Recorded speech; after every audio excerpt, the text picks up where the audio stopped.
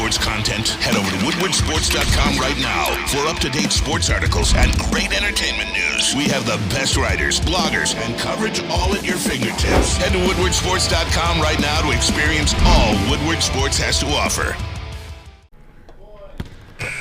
All right, good morning, everybody. Welcome to the Morning Woodward Show here on the Woodward Sports Network live. Woodwardsports.com, as always. It's a beautiful, beautiful Wednesday morning. The Tigers coming off their second consecutive win. I can't believe it. Spencer Torkelson going yard, mashing it. That's nice to see. It's always a good sight. Alavila's guys? Shut the Riley fuck up. Green, Just, Spencer dude, Torkelson, Matt? What? I haven't slept. All right? I'm hungry. You know, it's too early for Alavila. I didn't drink enough water last night. Just leave me alone. All right? None of this shit. The Red Wings, that game will... Huge win. Lucas Raymond got on the board. It's always good to see him score goals. Yeah. All right. Pistons got a fun lost. show today. It is what it is. Oh, did they?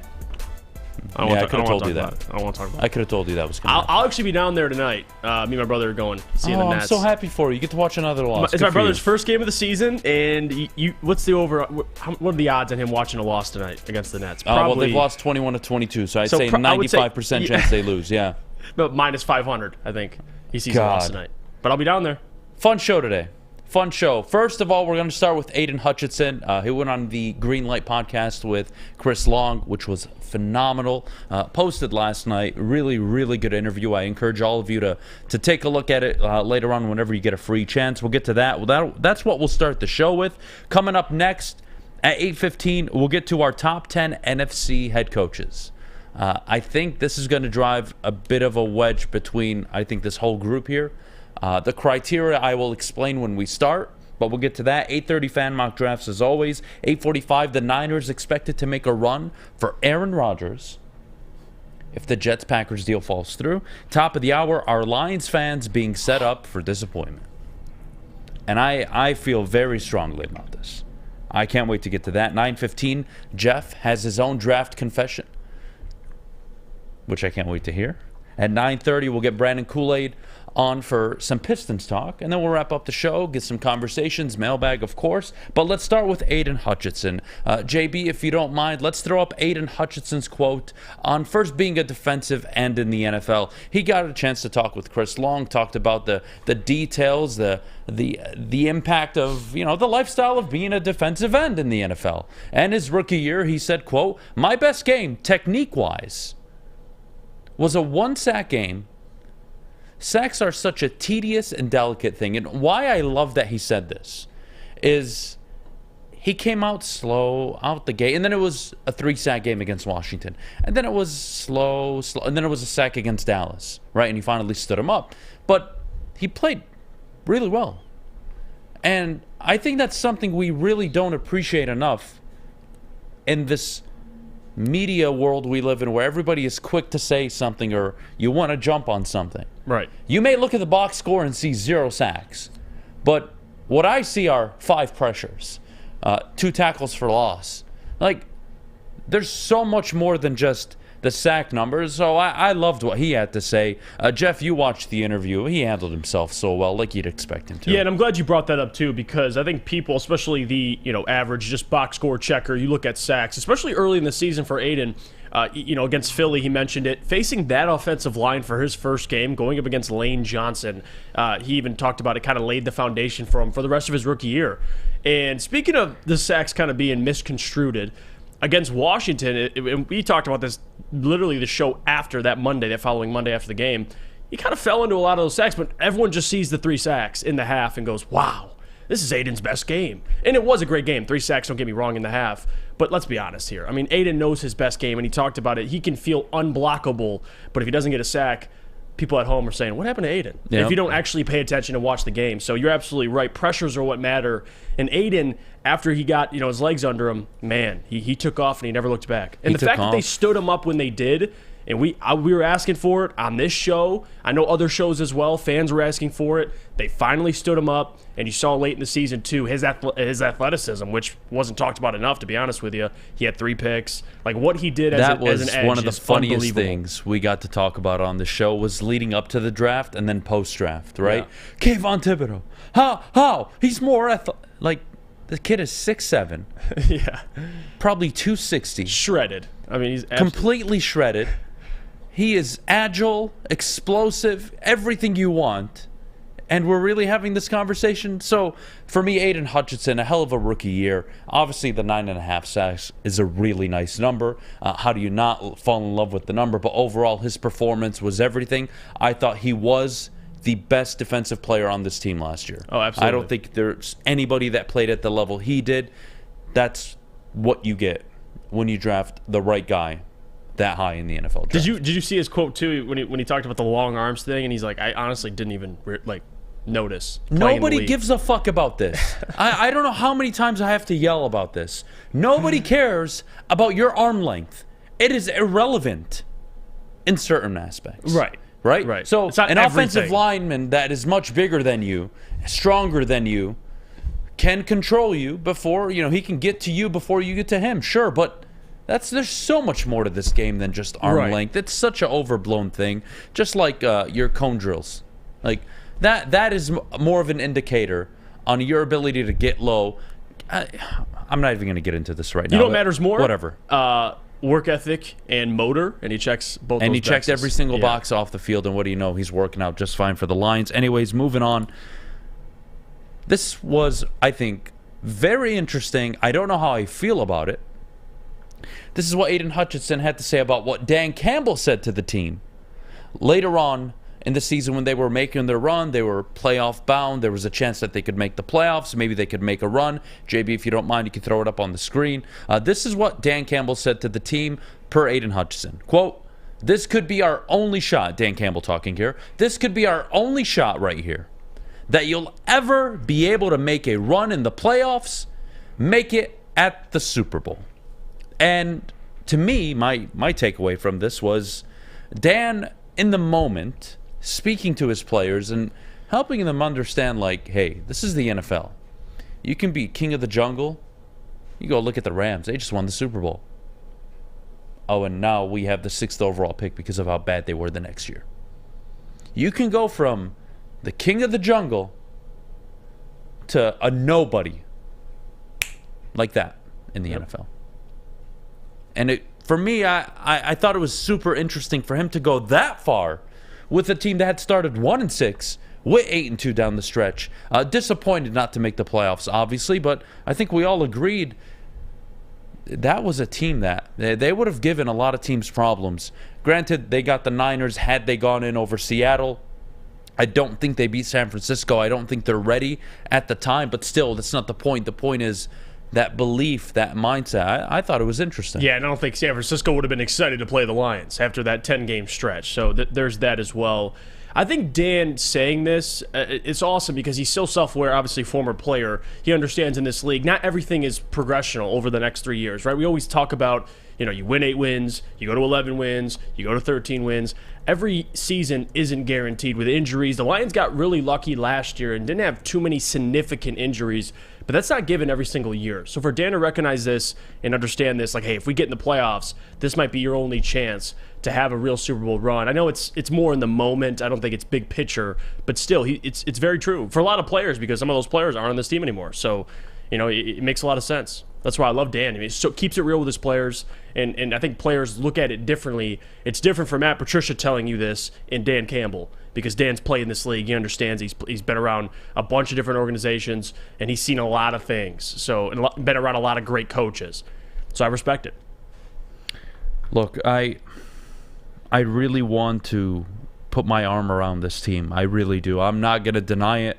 9 o'clock, I'll get to the whole setup for failure and all this bullshit, but it is those little things that come out every once in a while. I don't need it every day, but those little nuggets, they help. They're reaffirming, and reassuring. By the way, for people for talking about injuries, you didn't have any significant injuries. Like of course, you had injuries, but your offensive line was healthy. Like Injuries, what? What's the context? I don't know. People are like, well, we did have injuries. I'm talking about significant players. I mean, Jameson, you want to count that as an injury, okay, but your marquee players were majority healthy. If you started 1-6 because of injuries, you need to go home, look yourself in the mirror, and have a coming to Jesus moment. Tracy Walker was really the big one. You really have to stop lying to yourself. You really have to stop lying to yourself. Stop it. Oh, you started 1-6 because of awful coaching decisions and poor execution on the field from your team. 4th and 9 in New England against a third-string quarterback. You have no business doing that. Oh, and it led to 6 the other way. Game was over. Coming off a bye week against Dallas, committing 8 penalties, 5 turnovers. That's unacceptable. But for as bad as that was, they were 8-2 down the stretch, and they limited their mistakes. They cleaned up a lot of problems, started committing fewer penalties. The coaching decisions started getting a lot better, and that's how the season ended. And it was a night and day difference. Yeah, you have to acknowledge it. The most important players, for the most part, were healthy. Like, even Tracy going down, defense still ended up playing better towards the end of the season. Kirby stepped right in. So, again, yes, you had injuries, but my point was Goff was healthy. Majority of your offensive line was healthy. Like, DeAndre Swift was banged up, but you get the point. I'm not saying the Lions didn't have any injuries. Come on, guys. Yeah, I don't understand the context of it, but that's not the point. What matters is I think we're all very happy with Aidan Hutchinson. Solid rookie season, yes, 9.5 sacks. You would expect him to not only be in the Pro Bowl conversation this year, but with a kid who was flirting with double-digit sacks year one, it wouldn't surprise me at all if we're having a conversation about him being All-Pro this year. Well, I don't think that's a big stretch here with a kid that has all the intangibles, skilled on the field, explosive, phenomenal. 12.5 sacks, 13 sacks this year. Could land you an All-Pro gig. You have a rookie year of 9.5 sacks and 3 picks. I mean, you kind of set the bar pretty high. So next year, he should be in double-digit sacks, no doubt about it. I think that's a realistic expectation, especially if you add talent, in the interior. If you add talent around Aidan, of course, he's going to end up playing better as a byproduct. And talk about a sophomore slump. I thought there was a rookie wall. I was told, right? I'm pulling a Neil Rule. I was told there was a rookie wall. Didn't seem to hit Aidan. So we'll see about the sophomore slump. I don't think it will. Well, look, we have a great show planned up. I can't wait to get to this next topic, the top 10 NFC head coaches. I put together my 10 coaches in order, 1 to 10, who I think are the best in the NFC. If Dan Campbell is on the list, well, that's for you guys to find out next. I think I got this right. I could be wrong, but I like to think I really nailed this list. So, Jeff, Broder, you guys haven't seen it yet. We'll get to that coming up next. But before we go, Jeff, our good friends over at Cintron. Let me tell you about them. Cintron is the official energy drink of the Detroit Red Wings. And right now they have an exclusive offer for Woodward sports fans for their limited edition Red Wings 6-pack. Only $15 plus free shipping. Head to drinkcintron.com/Woodward and try it today. All 3 delicious Cintron flavors in one: classic sugar-free, and cranberry. Drinkcintron.com/Woodward. Love Woodward Sports? Love wearing clothes? Then you should be wearing Woodward Sports clothes. Check out our full line of merch at woodwardsports.com. Just click on Shop. We have all your favorite designs, like Dan Campbell kneecaps, Beverly Hills Golf, Woodward Golf, and of course, our own logoed out merchandise. Men, women, infants, kids, all love Woodward Sports. Impress your friends. Impress your boss. Impress your dog. Buy Woodward Sports merch today. You don't have to go to the beach, man.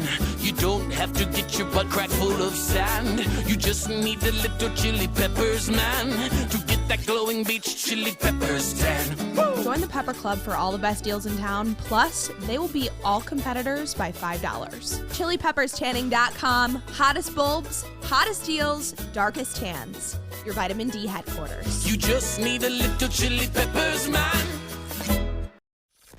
Woodward Avenue, the first paved road in America. Woodward Sports, the first sports network born in Detroit and made for Detroit.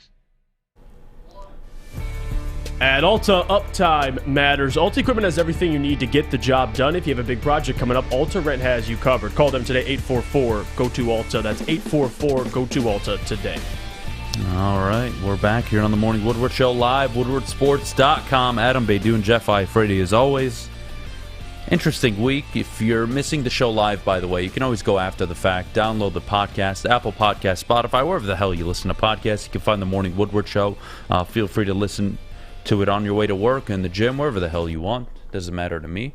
Leave Jeff a 5-star review so he doesn't get fired. That's very important. But moving on. I put together a top 10 list of NFC head coaches, okay? This is my list, and before we get to it, and before I throw it up on the screen, okay? Yep. The criteria for this is pedigree, which is obviously your career, who you are as a coach, a proven coach, your success, etc., etc., who you are as a head coach, pedigree. The second thing is, what have you done for me lately? Recent success, right? What is your recent history? Is it really bad? Is it really good? I think recent history also does matter. And the third thing, the third factor in this, is going to be your team, your setup, what you have around you, right? I think that's very, very important. Now, some coaches are really good coaches. For example, Sean McVay, that you're kind of questioning their situation in LA right now. That's not the roster that won a Super Bowl a year and a half, 2 years ago, right? So that's the criteria. Follow along. You guys tell me if I'm spot on or if I'm completely wrong. But we'll start with the list. Alex, whenever you have a chance, throw it up on the screen. Number 1 on the list, Kyle Shanahan. To me, the best coach in the NFC. Hands down, it's not even close. Dude wins with different quarterbacks every other week. I don't care about Nick Sirianni. I don't care about Sean McVay. I don't care about anybody. Kyle Shanahan, for me, the best coach in the NFC. Second on the list, Nick Sirianni, coming off a Super Bowl loss, unfortunate Super Bowl loss, They were the best team in the NFC last year. Stacked roster. They're going to return. They're going to be competitive. Jalen Hurts. That is a complete team. Nick Sirianni stepped in, winning seasons every year with the Philadelphia Eagles. Number 3, Sean McVay. This is where pedigree really kicks in. I mentioned the 3 factors. Pedigree for Sean McVay. He is one of the most brilliant minds in the NFL. We can't deny it. I know the team isn't the best. We'll see how they do this year. I think it would be incredible if they won 9 or 10 games, to be honest with you. I don't see them winning anything close or remotely more than that. But Sean McVay, for me, is going to be 3 on this list. Brian Daboll, number 4, reigning coach of the year in the NFL. This is an obvious one. Unbelievable. He did a hell of a job with what he had. Brian Daboll, excellent coach. Pete Carroll, number 5. They were tanking for Will Anderson. They were tanking for Bryce Young. That was the conversation about Seattle before last season started. And he did a hell of a job. And not only he, but the GM, they drafted a ton of young players. They all worked. They did a hell of a job in Seattle. Pete Carroll's going to land number 5 for me. This one's hard. I don't like Mike McCarthy. I don't. But he's been winning with Dallas. They win regular season games. They've gotten to the playoffs multiple times. They've won a division under him. And this is where recent success and pedigree really conflict with the team he has. I don't think Dallas is a contender this year. I actually think Detroit's better than Dallas. But Dan still has to prove it. And that's the one thing he doesn't have. He doesn't have the pedigree, and he doesn't have recent success because he's never made the playoffs and he's never won the division. So as much as I'd like to put Dan Campbell above Mike McCarthy, I really can't. And at 8, well, let me not jump Dan yet. Dan at 7 for obvious reasons. I just listed him. To me, I think he's got a great situation. I think he's in line to be a top 5 coach given how talented this roster is. I think this team can go out and win 10, 11, 12 games this year. And I can't say the same about any of the teams after the list. Matt LaFleur, pedigree, right? 3 13-win seasons in his career. Last year was his first losing season, I believe. The Packers were 8-9, correct? So Matt LaFleur, yes, his history is a good history, but it's with Aaron Rodgers and Devontae Adams, and they are no longer in Green Bay. I really have to factor that. Kevin O'Connell, I like him a lot as a coach. His situation is not the best, and Minnesota were a fraudulent double-digit win team last year. Had they won the division at 10-7, that would have reflected more of the team they are than what their record actually was. Right. And then Arthur Smith is a tricky one because, honestly, I wanted to put Arthur Smith ahead of Dan. But Arthur Smith's situation is nowhere near any of these teams above him. He's been an average coach record-wise in the NFL since he showed up with a very, very, very poor Atlanta Falcons roster. He's dynamic as an offensive coach. We'll see what he does this year. They're rolling out with Desmond Ridder. I can't believe it. I don't know what their plan is in Atlanta, But that's my top 10 coach list right now. Jeff, what do you think? So the only critique I would say, because I at first I saw Matt LaFleur and where Dan was, but the more you explain it, I get where you're coming from. So you're taking into account the situation at hand, what they have in their situation. It matters. Also on top of what they did. The pedigree matters, recent success. What have you done for me lately? I guess the one critique I would have is what made you say Dable over Pete Carroll? Just for both those arguments, pedigree and situation. Dable won more games last year. Dable won the Coach of the Year, obviously. Mm-hmm. He won with a worse roster. Dable won with a worse quarterback. Dable won a playoff game. And Pete Carroll's pedigree, nobody on that list comes close. Been to 2 Super Bowls. Only McVay can say that. Right? He's been to 2 Super Bowls. He's won a Super Bowl, but they really fell apart down the stretch. They started off hot. They cooled down. They lost in the playoffs. They didn't put out a great performance. And whether you like the Vikings or not or think they're frauds, Dable won a playoff game year 1. Right. And I think they've done a good job in free agency. I think they'll continue to draft well. I don't like the Daniel Jones move, but they think they can win with him in this NFC. And Dable over Carroll was a hard one, but I'm going to go with Brian Dable. Especially what Carroll did with Geno Smith. Like we could say now Daniel's not better than Geno, but last year no one would have said that. But you would have said both are shit going into last year, right? Probably. Yes. So they're both dealing with bad situations. One team drafted way better in Seattle. Right. And look, Pete, he resonates with young guys. He did a good job, a very good job last year. I don't want to undersell Pete. But I got an offensive-minded coach, which is the trend of the NFL, and I think that's the difference, to be honest with you. It's one is progressive, and the other is I don't know what I'm getting this year out of Seattle. I just don't. They're going to bank on Geno Smith. That's not what I would do. Well, that's fair. Yeah, if you're banking on situation as well, you could. I mean, the Giants at least have a little more, at least going for them. Because I don't know what to expect out of Geno, but I mean, Pete Carroll, man, he deserves all the credit for last year. He does. I mean, that's an incredible coaching job. So Pete deserves all the credit. If you think Dable's better, that's fair. I would probably disagree, but it is your list, so I respect it. Any changes on Dan? Do you like where I put Dan or no? Because that's my biggest question. Are you guys okay with where I put Dan? Well, I thought it was high. I really did. Okay, well, if I'm being honest, I do think it's high. But also, when you said situation, that's where I paused. Because at first, I'm like, over Matt LaFleur and Kevin O'Connell, like what they did with their respective teams. But then I thought about it, okay, the Packers right now are kind of a disaster. So I can see that. But if you took situation out of it, if I took situation out, Dan Campbell's probably 10 on the list. Yeah, or 9. That's fair. Okay. Right? But no, situation to me matters. Going into next season, who are the best coaches in the NFC? Who's geared up to win the most? If we're going by situation, Dan Campbell has a top 3 situation. If it's by situation, Dan Campbell is number 3. Right.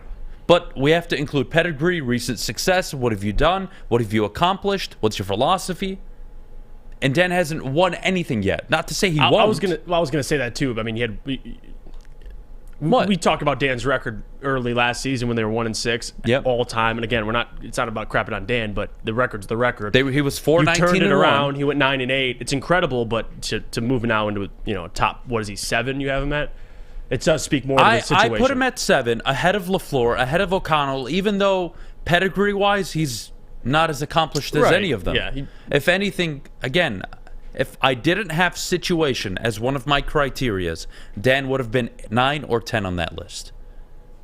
Fair? Yeah, that's fair. Situation, he's up there. I don't have a problem with. The only thing I probably had a problem with more so was just why you decided for Dable over Pete. But anything else? I'm cool Dable again. I can't say enough good things. Yeah, I do question coach. Pete Carroll's vision for this team. They got to get a lot better on defense. So we'll see what Seattle does. Rumors are they're looking at Anthony Richardson. I don't even want to get to the whole Anthony Richardson. You guys, I can't believe what happened yesterday. You want to talk about it? We got a few minutes. I don't mind. Bring it up. You bring it up. I'm disgusted to even say it. What, with one of our other shows on the network? One of our good friends. So, well, I want who was there? Like, I want JB to break it down because I'm not 100% sure what happened on the heavyweights. What was the situation that was posed? to those guys? JB, explain to the chat what the hell was going on yesterday. So on the heavyweights yesterday, they posed a question that if these 3 players were available at 6, ranking them, which one would you take, first to third? And the 3 players were Anthony Richardson, Will Anderson, and of course Jalen Carter.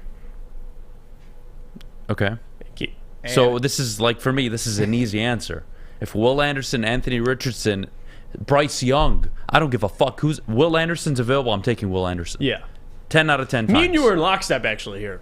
So what happened, JB? So I think consensually all around it was Will Anderson, but if he's out of the picture, then Easy said he was going to take Anthony Richardson, and then I believe Spencer was Jalen Carter. Let me guess his argument. The upside.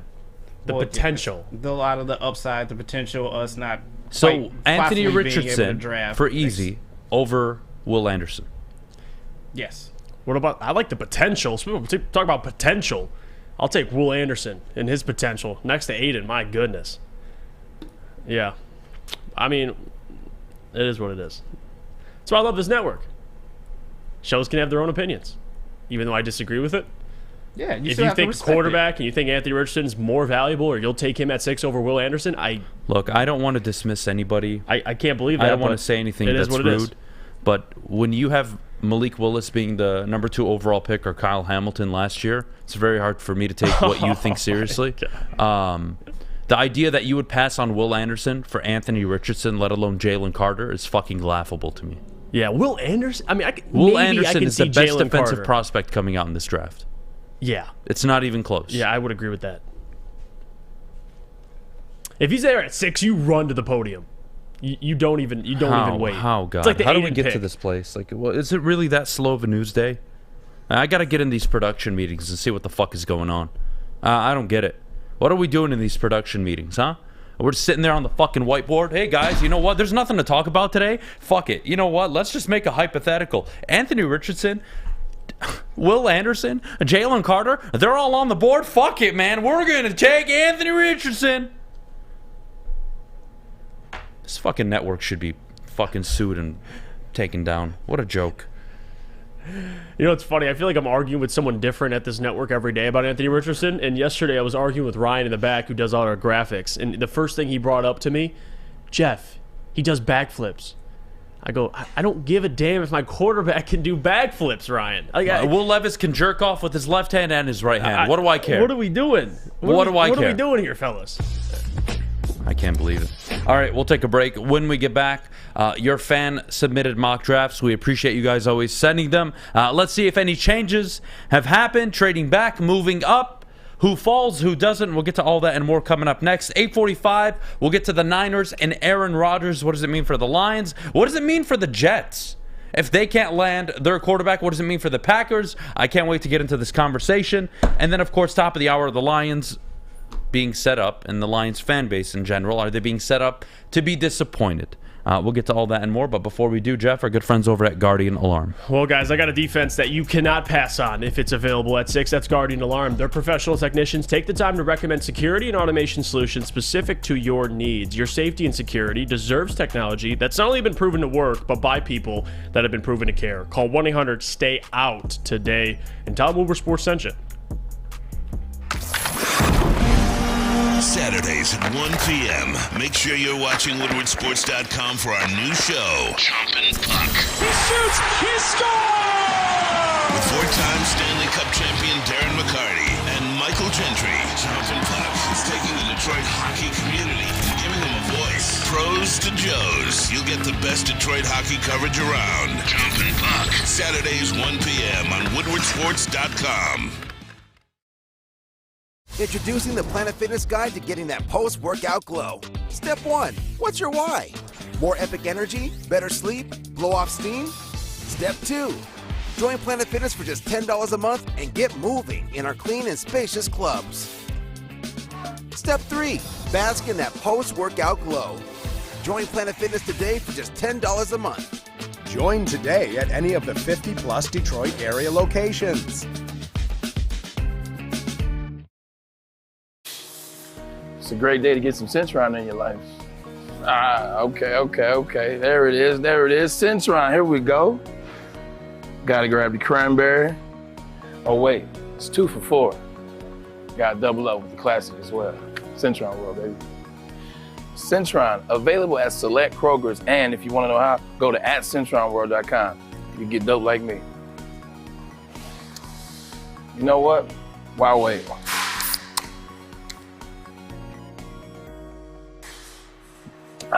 Great taste, guaranteed.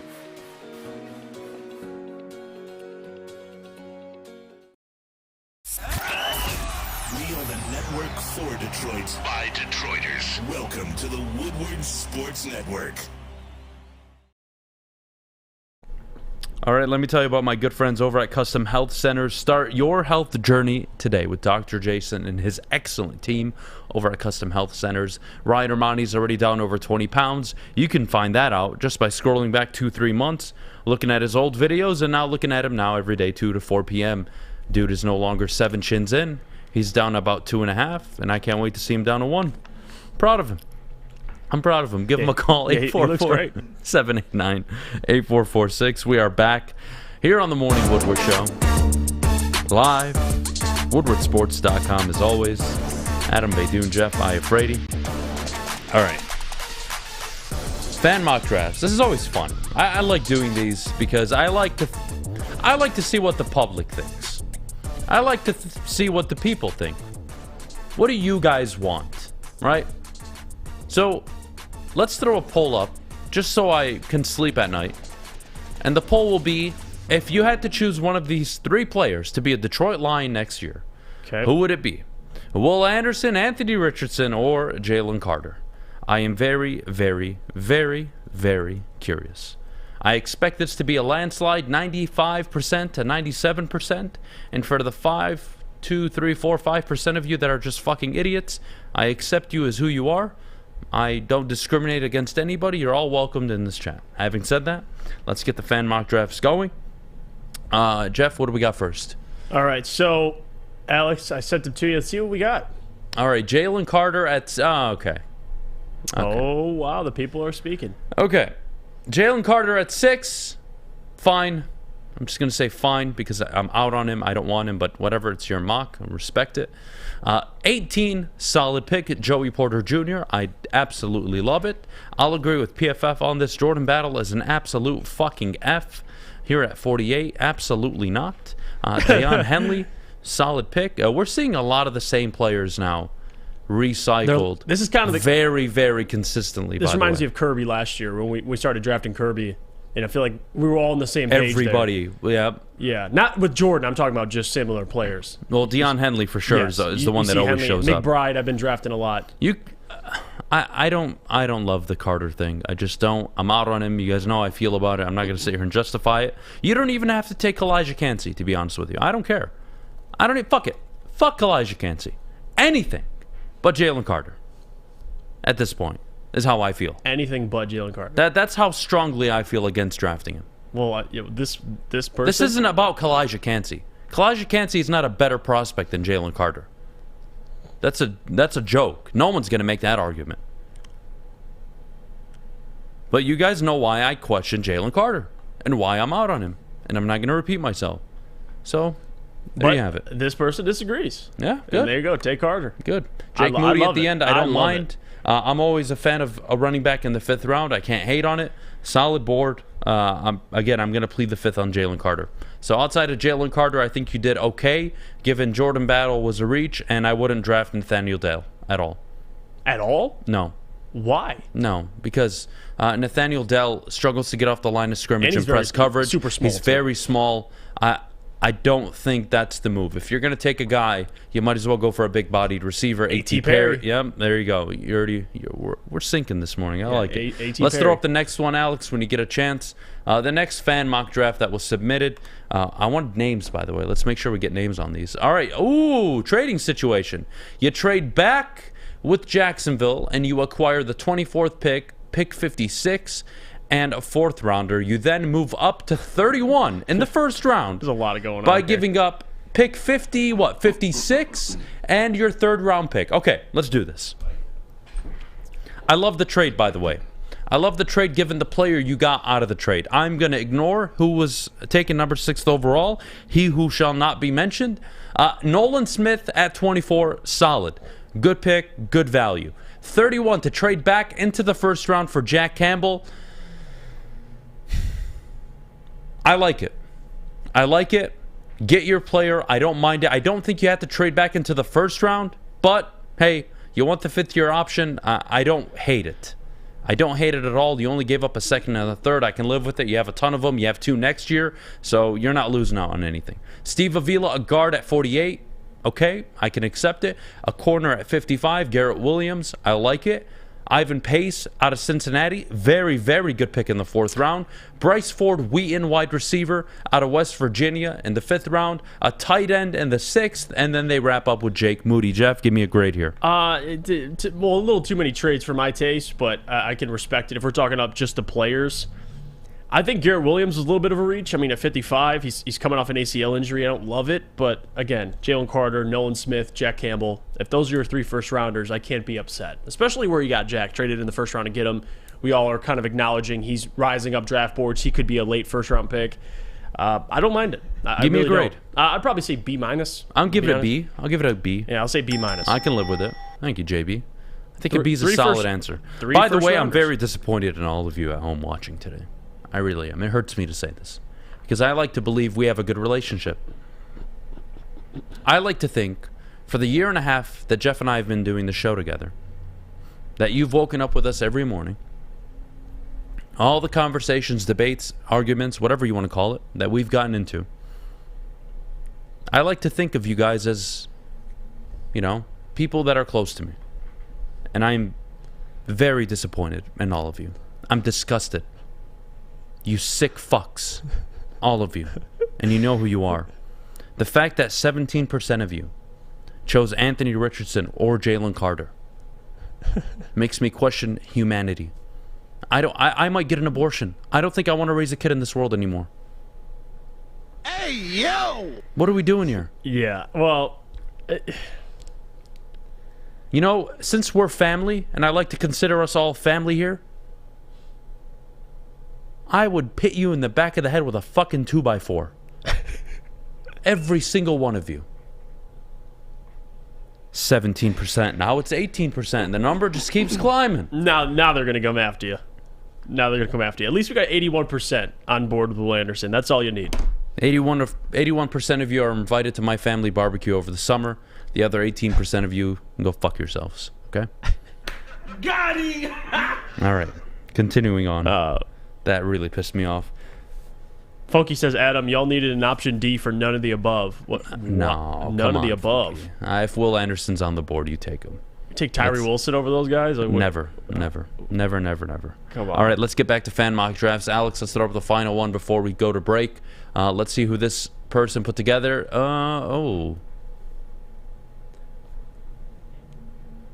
This one got spicy. This is an F board. F for failure. F for fucking awful. Yeah, by the way, I just want to say this. If you have 48, 55, and is that 59? I can't see. Yes. Yep. If you have those 3 seconds, you got to trade up to at least 30, to move up. Look, I love Jack Campbell. I don't like him. I love him. To trade back into the first round, you could have done that with one of those second-round picks in a future 3. Not necessary. I hate the board. I think you get an F in the first round. I think you get an F in the second round for even drafting Sam Laporta out of Iowa. We're done with the fucking Iowa tight end shit, okay? Jordan Battle, awful. This is an F. I'm not going to waste time on this. Yeah. Adam, what game from 2022 can I go watch Will Anderson be dominant? Funky, that is a fair criticism. Again, Will Anderson did not produce as expected in his last year at Alabama. Had he come out the year prior, he probably would have been the first player off the board, no doubt. He would have been to me, the talent is there. Yeah. The raw ability is there. I don't think you pass on him because he was, quote, less productive in a worse Alabama defense, by the way. It was not the same Alabama. If you're going to give Jalen Carter all the credit in the world for playing with a stacked Georgia team, I think you have to give Will Anderson some slack. It's just my thought. Having said that, that was a terrible mock. I don't want to finish on a bad note. Let's throw one more up there. What do we got? You get an F, by the way, whoever submitted that. Yeah, that one. To get 4 Fs in a row is hard. All right. You trade for Corey Davis, a first round and a second round pick to move back 7 spots. Okay. Let's breathe here, Adam. At 13, Kalijah Kancey, very good. At 18, Nolan Smith, very good. I can get on board with drafting 2 defensive linemen in the first round, especially these 2 individuals. I don't mind it. Pick 43, Diane Henley. You could have drafted anybody else here. Anybody but Henley at 43. To me, you have the option of Jalen Hyatt, even though I guess you did trade for Corey Davis, so that would eliminate him off the board. But you drafted Nathaniel Dell later.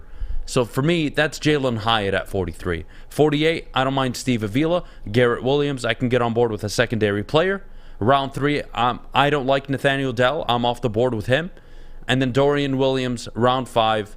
Okay, 2 linebackers don't make any sense to me. You might as well not draft Deion Henley and take Dorian Williams later. I think it'd be just as useful. Jeff, I'm going to give this mock a B- because I think he really fumbled rounds 2, 3, and drafting 2 linebackers makes no sense. And trading for Corey Davis. I'll say the obvious. That Dorian Williams, it should be Dwayne McBride. It's an A+ first round, though. Yeah, that Dorian Williams should be Dwayne McBride, or it should be a running back, quarterback. It doesn't matter what it is. I agree with you. I like if you're going to do Henley, Nolan Smith. I like the players, especially you got Steve Avila in there. Not in love with the Corey Davis, but you did get some assets. He gets with a C+ for me. Yeah, I would probably agree with you there. He gets a C+ because that first round is hard to ignore. Yeah. Solid first round, but you get a C+.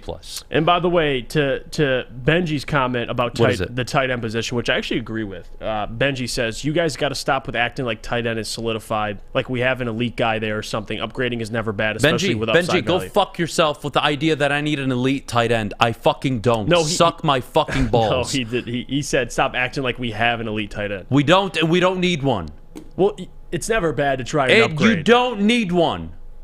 To say, okay, hold on now. You don't need one. This is to the people that are saying, well, we have Brock Wright. We have James Zylstra. And James Mitchell. James Mitchell, who would have been an early 3rd-round pick had he not torn his ACL. Yeah, it's not about needing an elite tight end. I think you're fine this year. People criticize tight end picks and say, well, we have those guys. You traded a top 7 tight end in the NFL at the deadline. Once you traded him, your quarterback threw 18 touchdowns and 1 interception. Suck my dick. It's not happening. That was with TJ Hutchinson, but yes. Moving on. Absolutely not. Coming up next, Niners and Aaron Rodgers. Could that be a potential landing destination? I don't know why the Jets and Packers aren't getting this deal done sooner than later. You got to wake the fuck up. Get it done. A lot of relationships at stake here. I'll get to that next. But before we do, Jeff, our good friends over at Chili Peppers Tanning. Chili Peppers Tanning is where you'll find all the cleanest salons in the D with spotless, sanitized rooms and trained and certified tanning professionals. Join the Pepper Club for all the best deals. They'll beat all competitors by $5. ChiliPeppersTanning.com. Hottest bulbs, hottest deals, darkest tans, your vitamin D headquarters, 27 locations and more on the way. When it comes to making your haircut truly an experience, there's no better place than Lady Jane's Haircuts for Men. Come to any one of our 26 Metro Detroit locations for an award-winning haircut experience and qualify for a chance to win a down payment for your dream home up to $200,000. Our precision haircut and talented stylists will have you looking good, feeling good, and give you a chance to change your life forever. Lady Jane's Haircuts for Men, open 7 days a week. Walk in anytime. It's wicked awesome. Since the dawn of moving people, Chevrolet has led the way. The world of transportation is changing. At Feldman Chevrolet, we are leading the charge forward. With every electric vehicle, every mile traveled, one Feldman at a time. The company that puts more Chevys on Michigan roads is now the #1 name for Chevy electric vehicles. The only sports network in Detroit that starts with a W. You know, because we win. Woodward Sports, Detroit's winning sports network. Seafood Fest is back at Big Boy. Catch it while you can. Some favorites during Lent like shrimp Alfredo, shrimp stir fry, and the new fish sandwich. Get your local Big Boy today. Don't forget the all-you-can-eat fish fry buffet on Friday nights. Ooh. 8:45 on a beautiful Wednesday morning. The Morning Woodward Show. Adam, Beydoun, Jeff, Iafrate, WoodwardSports.com. If you missed the show live, you can always listen back after the fact. Wherever you listen to podcasts, you can find the show. All right, Aaron Rodgers. I'm not sure what the hell is going on, but for context, Matt LaFleur and Robert Saleh are literally best friends. For context, Douglas, the GM in New York, and the Packers president, or excuse me, and the Packers GM, Brian used to work together.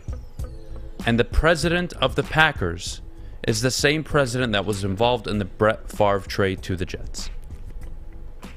Okay? How this deal isn't done yet really aggravates me.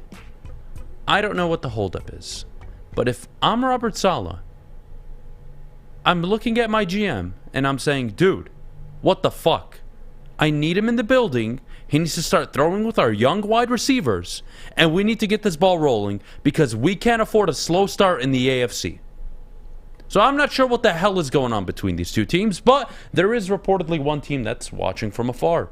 And I want to know what you think, Jeff.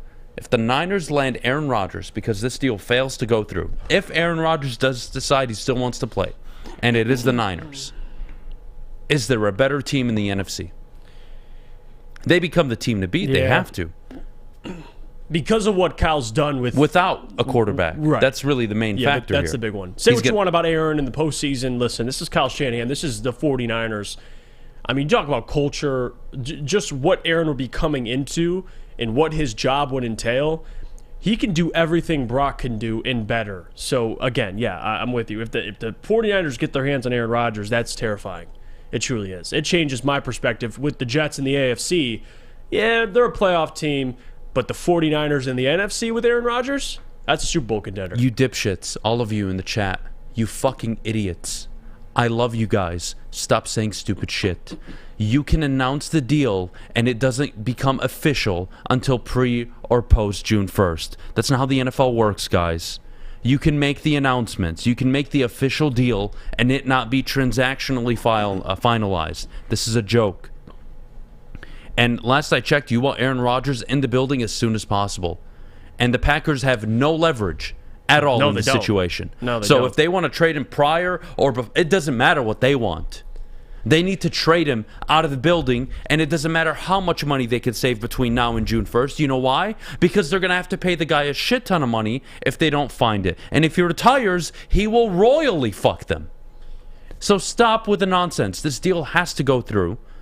I don't get the hold up. I really don't. If the Packers want assets, like they want draft capital, you got to do it before the draft. Like you got to get draft. Like, what are we doing here? So yeah, it makes sense. They got to do it before the draft. This makes no sense. They're just going to wait it out. I mean, the Packers are being petty. I mean, it's kind of ridiculous. I don't think it's them being petty. I don't know what his value is. Because if I'm the Jets, I would give a second and a third. But the Packers want a first. I mean, and again, that's probably where they're disagreeing. Yeah, I'm sure. If it was a second and a third, I'm sure it would already be done by now. I think the Packers are a little too stingy. That's why I say petty. You know, it is what it is. Rodgers in the Jets, they have more leverage. Or I should say Rodgers, because he can just be like, all right, I'll retire then. It is what it is. So the Packers, they just got to get this deal done, man. Just move on. Oh, man. What does it mean, by the way, for Detroit? Regardless, I think Aaron's going to be out. I think we all agree with that. You've got a division where you're walking into next year. Lions have the best almost everything outside of what? Wide receiver and linebacking core. Outside of that, they got the best of everything, including quarterback, especially at quarterback. Love's not going to be better than Goff. Fields not going to be better than Goff. I mean, I think Goff's better than Kirk Cousins and Goff are similar in ways, but I would take Jared Goff over Kirk Cousins. He's coming off a better year, so you still have Ben Johnson. You're going to lose $9 million if you're the Packers regardless. Now, if instead of losing 9 and you want to lose 50, be my guest. But that's not how this works, and that's not how the cap works at all. At all. Please, guys, do me a favor. Trade Aaron Rodgers. Just do it. Get it over with. Can we not talk about this any more than we have to? And Aaron Rodgers, last I checked, does not command a first-round pick. He has maybe 1 year of football, 2 at most left in him. And is he committed? And you guys know how I feel about this trade. regardless if the Jets get Aaron Rodgers or anybody else, I think Robert Saleh gets fired. I don't think they make the playoffs. They would be lucky to be a wild card team, in my opinion. I don't think Rodgers makes the Jets legitimate contenders, even with that phenomenal defense. I just don't see it. Yeah, I would agree. That's why I think the 49ers, that's dangerous. If they can get their hands on Aaron, they'd have to give up something. I mean, they just signed Hargraves to a big deal. I mean, I don't know how you'd acquire Aaron with the cap. I'd have to check on Spotrac what the 49ers have right now, but I know it's not enough to take on Aaron. So they'd have to figure it out, but still, that'd be dangerous. Kyle Shanahan, Aaron Rodgers, it's kind of full circle. Aaron thought he was going to San Francisco. Alex Smith went there. He falls in the draft. Now he returns back to San Francisco. I mean, it'd be a nice little story, especially in the NFC. I mean, that's terrifying. So I think for Lions fans, you'd prefer him to go to the AFC. But regardless, I mean, Kirby Joseph, I don't think he could still sleep at night knowing Aaron's in the NFC. I don't think he's too concerned. It is what it is. Packers, just get this over with. Like, what are we waiting on? It's pointless. Come on, bro. Come on, bro. JB, what do you think of this whole thing? Packers are being petty right now. Yeah. Just let this go. Like, Aaron Rodgers is holding you guys hostage. Green Bay, you're holding him hostage. Everyone wants to be separated, but everyone also wants to be compensated for what they are giving up or getting rid of. But at the end of the day, like, just move on. It's like that ex-girlfriend. You just got to move on, man. I agree, man. Just get it over with. And I don't even think, to be honest with you, I don't think the Niners are serious players in this whole thing. I really don't. I think Trey Lance has lost all faith from that locker room. Rightfully so or not, it doesn't matter to me. Brock Purdy clearly has the ears of everybody in the team. So as soon as he's ready, I'd imagine they're going to roll out Brock Purdy. And that hurts me a little bit. Like, imagine being a San Francisco 49er fan. And you know you're good enough to win the Super Bowl. You know it. Right. You got the coach. You got the roster. You got the GM. But you just can't get an average quarterback to stay healthy.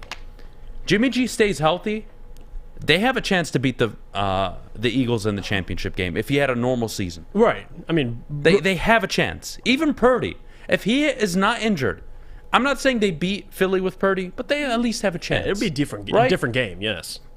That's all they need. And yet it's so difficult, and that's why I laugh at the golf conversation. Like, build this team. If the coach is legit, you can win with an average quarterback. I've seen it all my life. And it's so easy to go from Jared Goff to Zach Wilson. From Jared Goff to Trey Lance. Like that. And you know who's shopping their first-round quarterback? The New England Patriots. And I can't believe it. You want to talk about a team that just doesn't get offense? Bill, you need help, dude. And Bill O'Brien, I don't know what the hell you're doing. I know you're trying to get your chance back in the NFL to try and get a head coaching job. But, dude, tell Bill Belichick what the fuck is wrong with you. I'm not saying I love Mac Jones. He's not my cup of tea. But to sit there and act like he's the problem when you made Matt Patricia the offensive coordinator last year and he had a significant dip compared to his rookie year, fuck you. You know what this speaks more of, too? With the 49ers signing Sam Darnold, and now they're in, it's been reported they would pursue Aaron. This kind of says more to me about how Kyle and Lynch feel more so about probably Trey Lance. Like, if you had to go get Sam and now you're looking at Aaron, like, what's going on? You got Brock Purdy, you got Trey Lance, and you got three quarterbacks on the roster, and you're trying to go after Aaron Rodgers. Listen, I'm not out on Trey Lance, but it is concerning. I mean, this kind of tells you what they think of their quarterback situation right now. And I don't blame them, quite frankly. Let me ask you this, in a hypothetical. If you're the GM of the New York Jets, why don't you pick up the phone? Because you draft well. We all know this. You know how to draft. You've done well the last 2 years. Right. Why don't you pick up the phone? You offer the 13th overall pick. You offer next year's first round pick. You offer a future fourth. And you call Baltimore and you say, Lamar, we're going to sign you to a 5-year, $230, $240 million contract, 70 to 90% guaranteed. Why don't you make that call? That way you extend your runway as a contender, and Lamar will have a top 10 defense like he's always had in Baltimore. And you know Lamar wins with that kind of defense. He's won 75% of his games. True. Like, why isn't that being talked about enough? Why? And look, I don't think it's going to happen. They've already signed Lazard. They're clearly going after all his buddies. I just don't get this infatuation with Aaron Rodgers as if he could carry you over the top in New York when he couldn't do it with a top 10 defense for 3 years and a top 5 offense with Devontae Adams, that defense, Matt LaFleur, 13-3 for 3 consecutive years. He couldn't get you over the hump then. What's it going to take now? And you're going to a significantly better conference. So add that into play. I just don't know why you don't do it. Again, if I was the GM of the Jets, and my job is on the fucking line, man. I fucked up by drafting Zach Wilson. That's a fuck up. And the only reason I'm still around is because I've drafted really well, and now I need to show playoff success to even keep my job. If you're going to pay a first-round pick, that's a big if here, if you're giving up a first for Aaron, give up another one and get a guy that's 10 years younger who probably has 3-4 prime years left in the NFL. What are we doing here? And I'm trying to play devil's advocate because I find myself defending Lamar, but if you're from the Jets' perspective, if you go from Zach Wilson to Lamar, who's been banged up, you're going to give him significant money. How much of a risk is that? It's a risk both going ways, from though. Zach to Lamar. At least with Aaron, say what you want about Aaron, at least that he's on the field. Right. Fine, but and it's like he got Aaron Rodgers. In Lamar's defense, defense, your stock a little bit. In Lamar's defense, Breece Hall, Garrett Wilson, an upgraded offensive line. Yeah, he'll be okay. You got to figure it out. You got to allow Lamar to run, but not let him run as much. It could work. I don't think it happens. I don't think they'll do it. I think it's off the table. I think the NFL owners clearly are dodging Lamar. I think GMs haven't been given the green light to go after him, but at the end of the day, if I sign Aaron Rodgers, this is what happens in New York, and this is my opinion. You guys can laugh. You can say whatever you want. I think if they're lucky, they're a wild card team next year.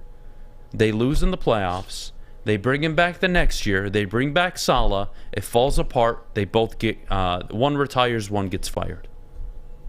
That's best case scenario for the Jets. Right. The worst case, it doesn't work the first year, and they're both gone. And you just gave up draft capital for nothing. That's what I think is going to happen in New York. I'm telling you from now. Best case scenario, they're a wild card team at 9-8, 10-7. They get bounced in the playoffs. They bring everybody back. Kumbaya, we're going to load up and try to go all in. And then it's going to fall apart in the midseason. And then Saleh's getting fired, and Rodgers is going to retire. That's best case scenario. Hoof Hard, it says, WoodwardSports.com. He says, Saleh can come be the Lions' D coordinator after Glenn leaves next summer and Saleh's fired. Would love that. Gee, oh my God. I would love that.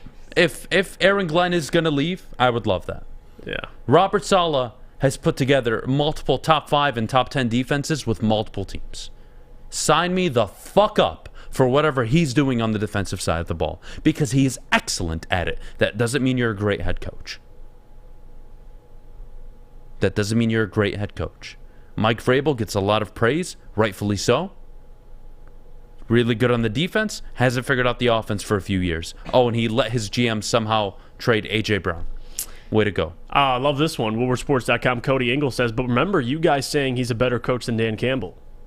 I mean, at the time we talked about that. Well, he is, he had actually. A better record. I mean, what was that? When they were 1-6, Jets yeah, were like guys, 7-3. Again, you can pull up whatever you want. You be my guest. When you have a head coach that's 4-19-1 in the NFL, and the other was 5-2 at the time, you can suck my dick with any criticism you want to have. Yeah.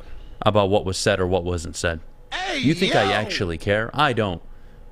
It was truthful. It was absolutely spot on. And Robert Saleh, had he had a fucking quarterback last year, makes the playoffs in a loaded AFC. Yes, Robert Saleh is a better coach right now. Do I think Dan's going to have a better team next year? Do I think Dan's going to have a better record? Do I think Dan can progress and become a better coach? I do.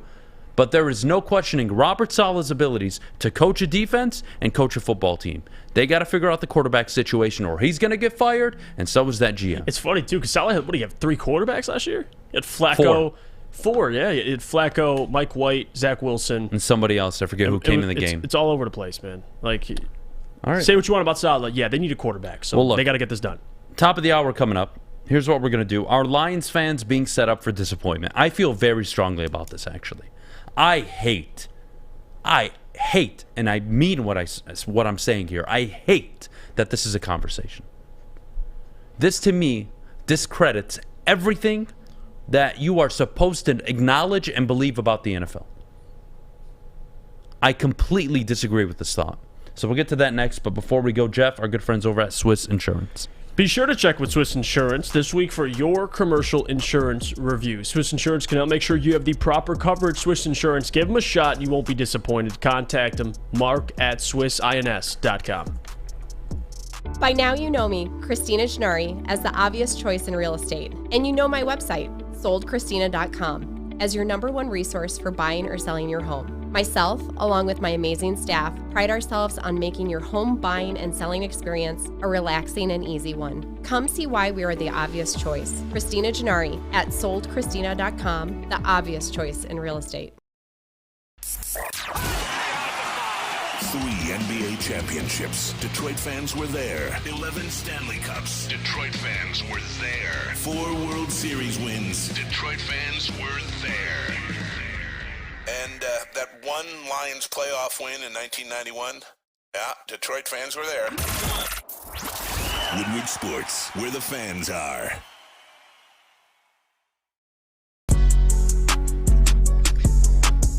Woo! Top of the hour. WoodwardSports.com. Adam, Beydoun, Jeff, Iafrate, as always. Show's kind of flying by. I don't like this. I don't like when the shows go by fast. It's already 9.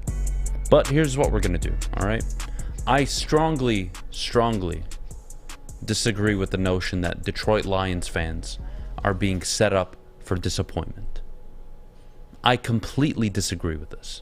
I think it's disgusting that you even suggest it. I think it's disgusting. I think it's, I would say it not only disgusting, I think it's weak. I think it's lazy to say this franchise, this fan base is being set up for disappointment. Why? Why? Is having a top 5 offense in the NFL a lie? Is going 8-2 down the stretch and looking like one of the 7-8 best teams in the NFL in that 10-game period a lie? Is it the fact that you have one of the better general managers in all of football at the moment, especially when it comes to drafting players? Is that a lie? I don't think so. So where am I being misguided here? The reality is, next year, you will field a top 10 offense, a top 18 defense. You're going to field 2 first-round picks, 2 second-round picks. Now, could Brad move up? I don't know what's going to happen. All I know is Brad Holmes is going to add ammunition to this defense. He's going to add to this football team. And he already has upgraded with a significantly better secondary. So whether you like it or not, whether it fits your narrative or not, whether you want to say it's the same old Lions, whether you would like to say we're being set up for failure, whatever you would like to say, save it. It's a lie. It's a bunch of bullshit is what it is. It's complete bullshit.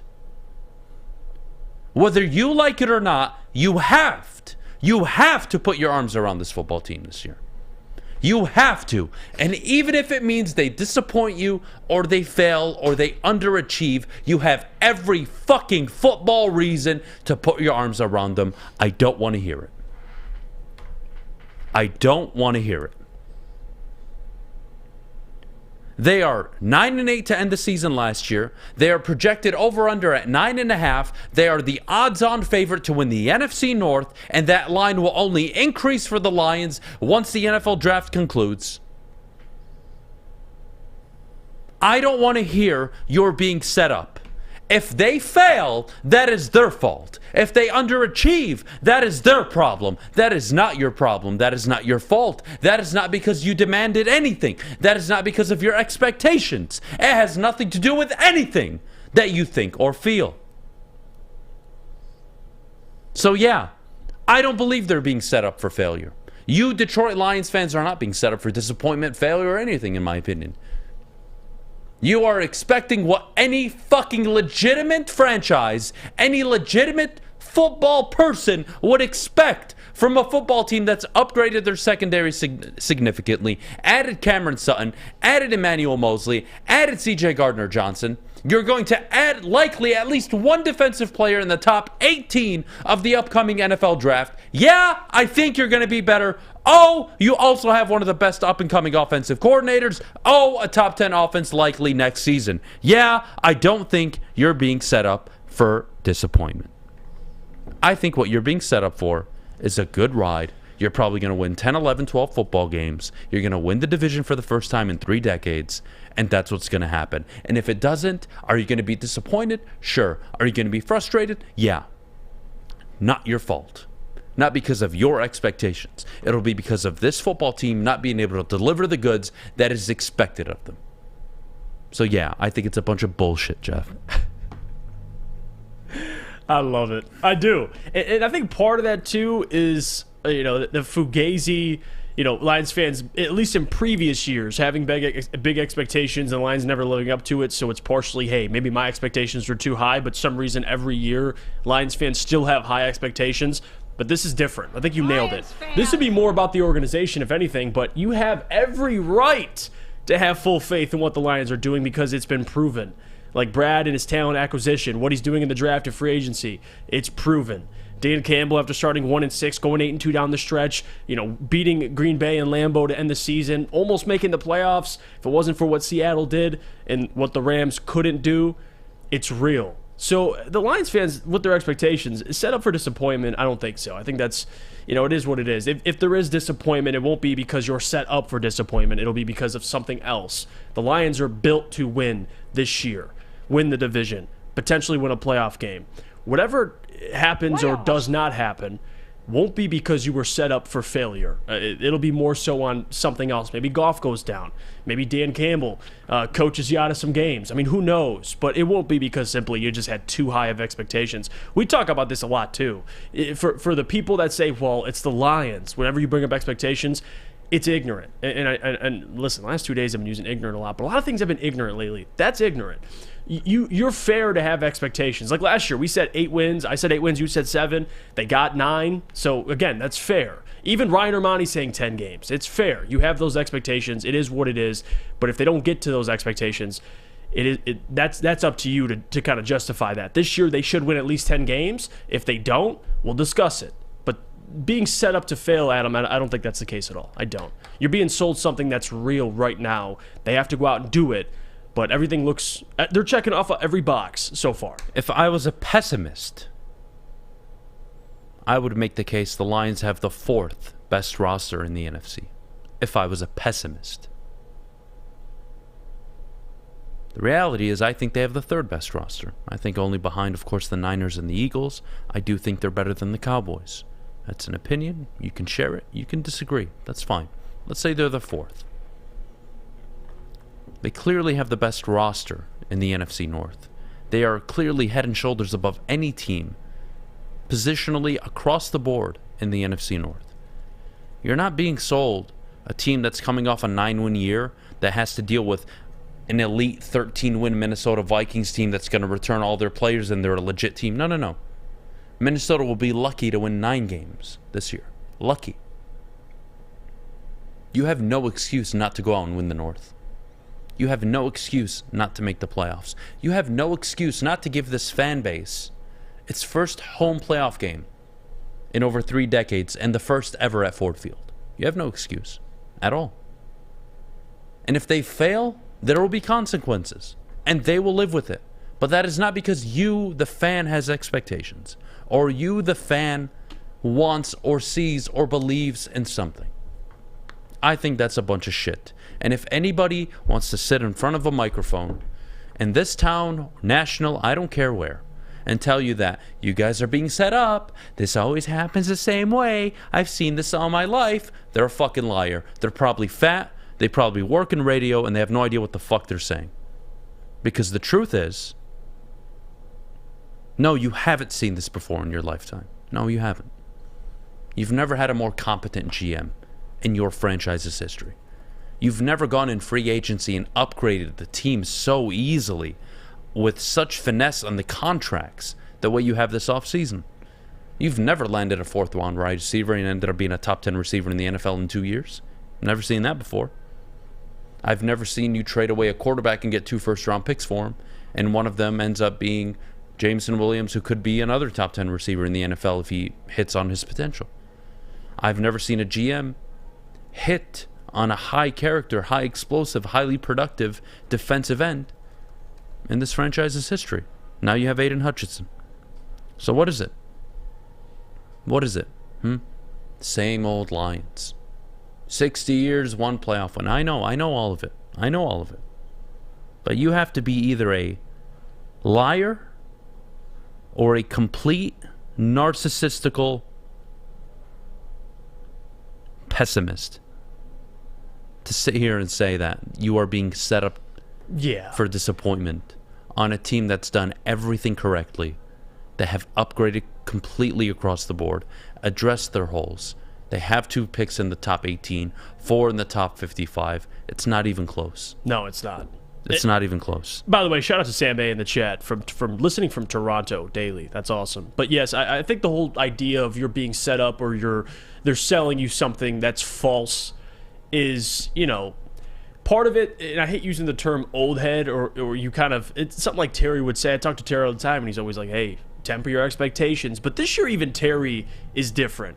Like, Terry is flipping the page. I mean, even last year, Terry's like, temper all your expectations. Now Terry really does believe in this organization. I don't care about Terry. I don't care about the 70-year-old Lions fan. But what I'm saying is, even those guys, like a Terry who's seen it all, is seeing it. So it's real. So to be set up to fail, that's not the case at all. It isn't. I don't care. And not that it's not correct. I just don't care. Yeah. Even all the failures and all the things if Lions this team fans wins have had 7 to go games, through. they can fire their head coach and go bring in somebody competent that can actually win with this roster, because this is a very talented roster. Well, yes, if you win 7 games and there's... If you underachieve this year, you can look at your quarterback and your head coach and say, what the fuck? We gave you everything. What's the problem here? If you underachieve. Now, again, look, if Jared Goff tears his ACL in week 2, God forbid, that is very circumstantial, unexpected. What can you do? I can live with those scenarios. But in the idea where you have a normal season, injuries happen, things happen, 1-possession games, tough losses, tough bounces, it happens. If you can't win the division this year, it's a complete failure. Oh, yeah. 7 games, it won't be accepted. So here's what we're going to do. We'll take a break. When we get back, I want to get to Jeff's NFL draft confession. Jeff, I want to know which player you want the Lions to end up with, regardless of what happens. Trading up, trading back, I don't care. And I have a couple different scenarios. I want you to tell me the best one. Well, I can't wait to hear it. And then at 9:29, we'll get KoolAid in here to talk some Pistons. But before we go, I got to tell you about my good friends over at Planet Fitness. Sign up today, $10 a month. What are you waiting for? Get to a local Planet Fitness near you, or sign up today by visiting planetfitness.com. Your fitness is essential. Don't end up looking like one of those fat guys that work in radio. Get your asses in shape. You'll thank me later. You're welcome. We'll be right back. At work and at home, we're there with smarter security solutions. Featuring complete automation with customized alerts and more. For over 90 years, we've been the company that's been counted on to protect what matters most, all with personalized service and care. Right now, for a limited time, receive a free video device plus free installation with a new home system. Guardian Alarm. We protect Michigan.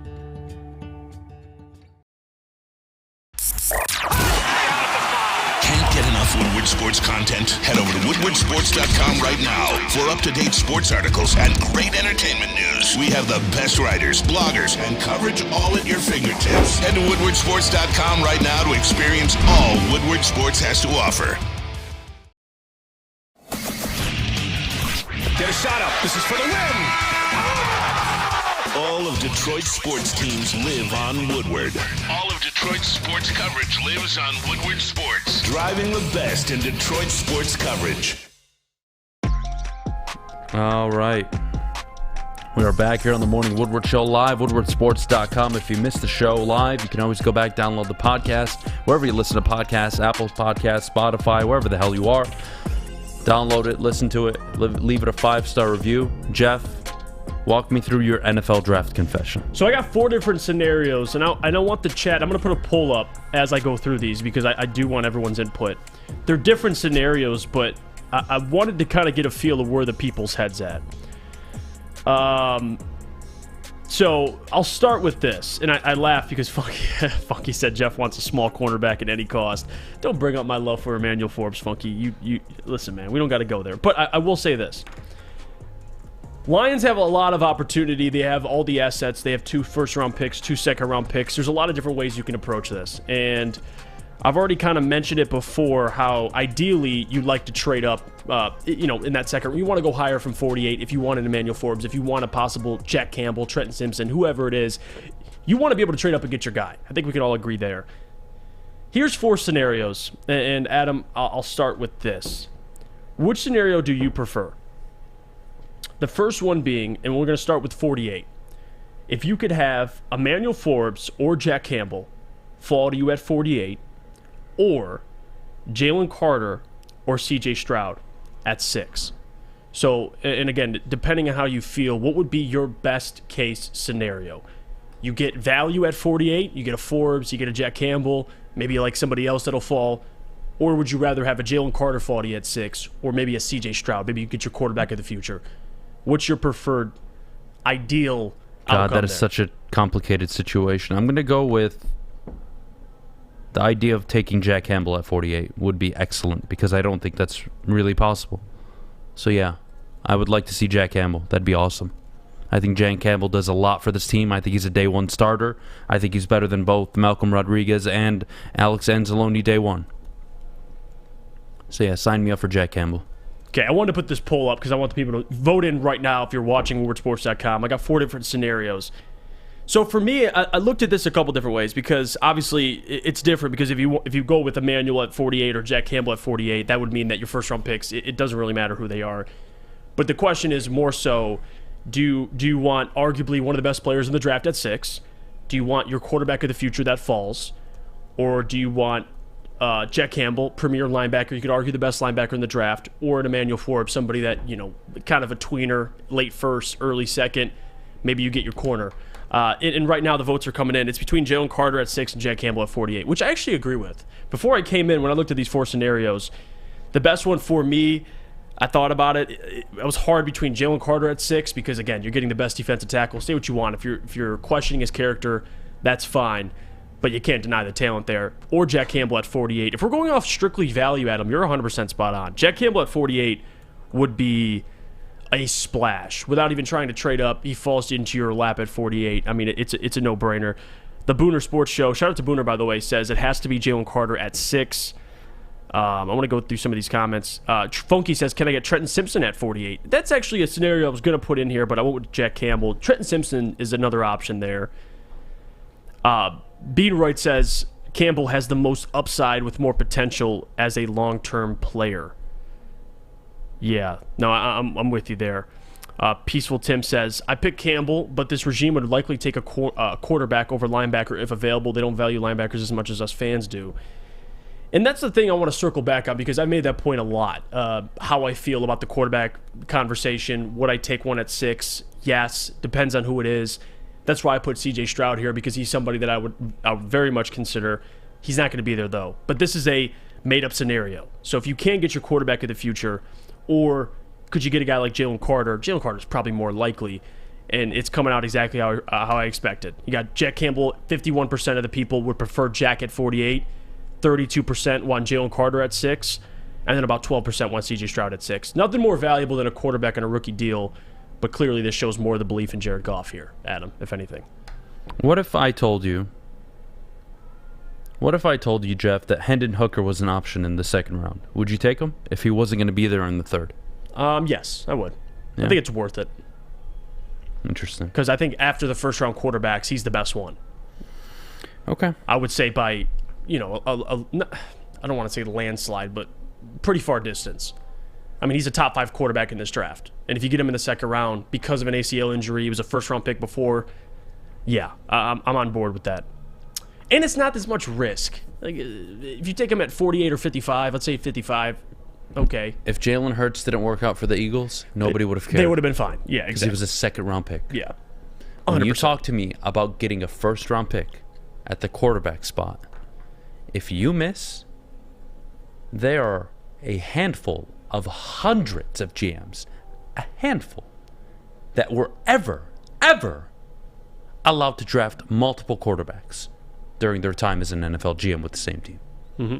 It is unheard of. So when you draft that quarterback in the first round, he better work out or you lose your job. That simple. Now, if you take him at 55 or 48, nobody really cares. A lot less pressure. And you have somebody behind Goff.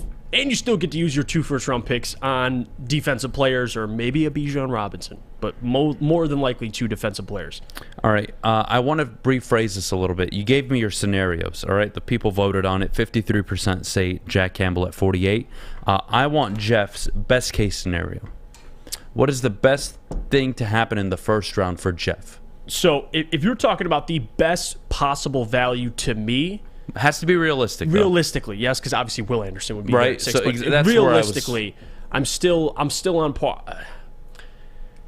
So 18, I struggle with. I think 6, you know where I'm going to go. I know you want Jalen Carter. Jalen Carter at 6 would be the best case for me at 6, unless you get a CJ Stroud. But realistically, yes, Jalen Carter. Now at 18, it gets interesting because I've kind of, over the last couple weeks, talked myself more and more into the idea of Beydoun Robinson and what that would mean for this offense because man, it's exciting to think about. But I'd have to say corner because if you trade up, let's say the first 3 picks are Jalen Carter, Joey Porter, and Jack Campbell. They trade up to get Jack Campbell. That is a excellent board. Excellent three first picks. So I would say that. I would say Jalen Carter. Rank your corners for me. Corners. Okay, I would say off the top, Christian Gonzalez, yeah, I think he's the best corner. I do. Because of the measurables. I mean, he checks all those boxes. I would probably put Witherspoon second, Joey Porter third. Him and Witherspoon to me, they're all, those 3 are kind of interchangeable, but that's just personally how I feel. And then I would say 4, I would say Emmanuel Forbes. I think Emmanuel Forbes is a top 4, top 5 corner in this draft. But yeah, the first 3 to me are debatable. If you want to go Gonzalez, Witherspoon, Porter, if you want to swap them around, that's fine. But those 3 are the, undisputed 3 right so there. You said you struggle at 18. Yeah, because there's so many different scenarios you can do. Forget the scenarios. You can have one player of your choice at 18 that will likely be available. Mm-hmm. Okay? Of the corners, Beydoun, I don't care who. Jeff's best case scenario at 18. Nolan Smith, Beydoun Robinson, Michael Mayer, Joey Porter Michael Jr., Mayer. Christian Gonzalez. I don't know. Kalijah Cansey. If Gonzalez is there, well, that's why I'm asking you. Your best case. I'm running up to the podium. Yes, I would. If you want to say my best case, if one of those corners are there at 18, if I get Gonzalez at 18 and I get Carter at 6, let's roll. I mean, let's roll, baby. But I don't think it's realistic. So I would say, realistically, Carter and Joey Porter. I think that'd be a solid first round because I think Witherspoon and Gonzalez are gone. I don't think they'll fall to 18. But again, if they're there, then you think about it. But it'd have to be Jalen Carter in one of those 3 corners for me. That's my best case scenario. Now, I have fun and I have Beydoun, but realistically, I mean, you could take a Dwayne McBride in the 5th round. So it is what it is. I would love Beydoun, but I don't think it's going to happen. So I would say that. Jalen Carter in one of those 3 corners, whoever's there. And I think it'll be Joey Porter. But if he goes earlier, maybe it's Devon Witherspoon. It's one of those guys. While I have you on this subject, okay, I really want to talk this through. One of the biggest problems I'm seeing is if you just look at the board entirely, okay? You're going to have the Lions likely, let's go with your model. They take Jalen Carter, right? Cool, no problem. We move on. Between picks, 11 and 17, you have players like Jackson Smith and Jimba, Christian Gonzalez, Kalijah Cansey, Joey Porter Jr., Deontay Banks all going. All right, and that'll leave you with your pick of Brian Bresee, which in this case wouldn't be an option because you already took Jalen Carter. You would have Nolan Smith. Brian Branch would be an option. Beydoun Robinson would be an option. To me, 18 is very tricky, and it wouldn't shock me if Brad Holmes moved up. It wouldn't shock me if Brad Holmes called the New England Patriots to secure a Joey Porter or a Christian Gonzalez. It wouldn't shock me if Brad Holmes called the New York Jets and said, hey, at 13, we'll move up, Because in this scenario, Gonzalez goes at 13. We'll take Gonzalez at 13. What does it cost us? 48 or 55? Make the deal, right? I'm very curious to see what Brad Holmes does. We didn't expect him to trade last year. It wouldn't shock me to see him move up. I think if I told you walk away with your favorite player at 6 and you get to trade up and secure, in your words, I'm only using your words, right, Christian Gonzalez at 13, how happy would you be? I'd be ecstatic. You'd be on cloud 9. Yeah. Because, again, that's the whole thing with the safety and cornerback conversation. Because even Brian Branch, I had Brian Branch in a couple of my mock drafts, and people are like, how are you going to have Brian Branch? You just got C.J. Gardner-Johnson. Listen, what Brian Branch can do in the secondary, he's a jack of all trades. He's a Swiss Army knife, if you will. So I even think Brian Branch would be something you would have to consider. Let's say all 3 corners are gone, and you're at 18. To me, you're looking at guys like Brian Branch, Beydoun, maybe Nolan Smith if you like them. Like, there's other options, but yeah, it'd have to be one of those corners. But if Brian they're gone, Branch is such an interesting name because he's basically C.J. Gardner-Johnson. And what's his snap count day one? Really what the Lions are praying for is a corner 1, a lockdown outside corner. That's not Gardner-Johnson, right? He's in the slot. He plays in the box. He's a he can move everywhere. Like Brian Branch. Right? That's Brian Branch. Except he's actually better against the run, too. So in theory, Brian Branch is your protection for if Gardner-Johnson walks away at the end of the year. Right. So you guys can sell me on almost any scenario. That was fun, though. I liked it. I enjoyed it. Let's take a break. When we get back, KoolAid will be joining us for about 12 minutes. At 9:40 coming up, I want to revisit the draft board. I don't think anybody is mentioning what could happen if this player falls to 18. Nobody's talking about it, and he very much could, given what I'm hearing from reporters on Twitter, NFL insiders that are reporting for NFL.com. There is a person that could fall to 18 that I think really changes what we just had in terms of a conversation. So we'll get to that next, but before we go, Jeff, I got to tell everybody about Cousins' Maine Lobster. Try them out. Lobster tacos, clam chowder soup. You'll thank me later, of course. If you're feeling a little heavy, get a side of tots, and you'll thank me later. CousinsMainLobster.com. Scan the QR code to find out where their food trucks are today and go enjoy them. You'll thank me later, guys. We'll be right back with some Pistons talk. And Brandon, I'm sorry, from the Woodward Sports Network. We're out of here. We'll be right back. Saturdays at 1 p.m. Make sure you're watching WoodwardSports.com for our new show, Chompin' Puck. He shoots! He scores! With 4-time Stanley Cup champion Darren McCarty and Michael Gentry, Chompin' Puck is taking the Detroit hockey community and giving them a voice. Pros to Joes. You'll get the best Detroit hockey coverage around. Chompin' Puck. Saturdays 1 p.m. on WoodwardSports.com. You're about to be shell-shocked. The catch of the day is in. Big Boy Seafood Fest is officially back. Join us for some of your favorites like our popcorn shrimp and pike perch platters and our classic fish and chips. This year, we've reeled in some fresh catches like our shrimp Alfredo, shrimp stir-fry, and our fish sandwich. And especially, don't forget about our all-you-can-eat Friday night fish fry buffet. Every day is a fish fry at Big Boy. My name is Lee. I've lost 35 pounds on the Custom Health Center program. So the 3 biggest benefits that I've gotten from this program has been I'm not snoring anymore, I have a lot of energy, it's great, and oh, by the way, look at this. No, I'm just kidding. No, I'm just kidding. Call us at 844-789-THIN or visit CustomHealthCenters.com for a free consultation and get started for as little as $5 a day. We are the network for Detroit by Detroiters. Welcome to the Woodward Sports Network. Whew.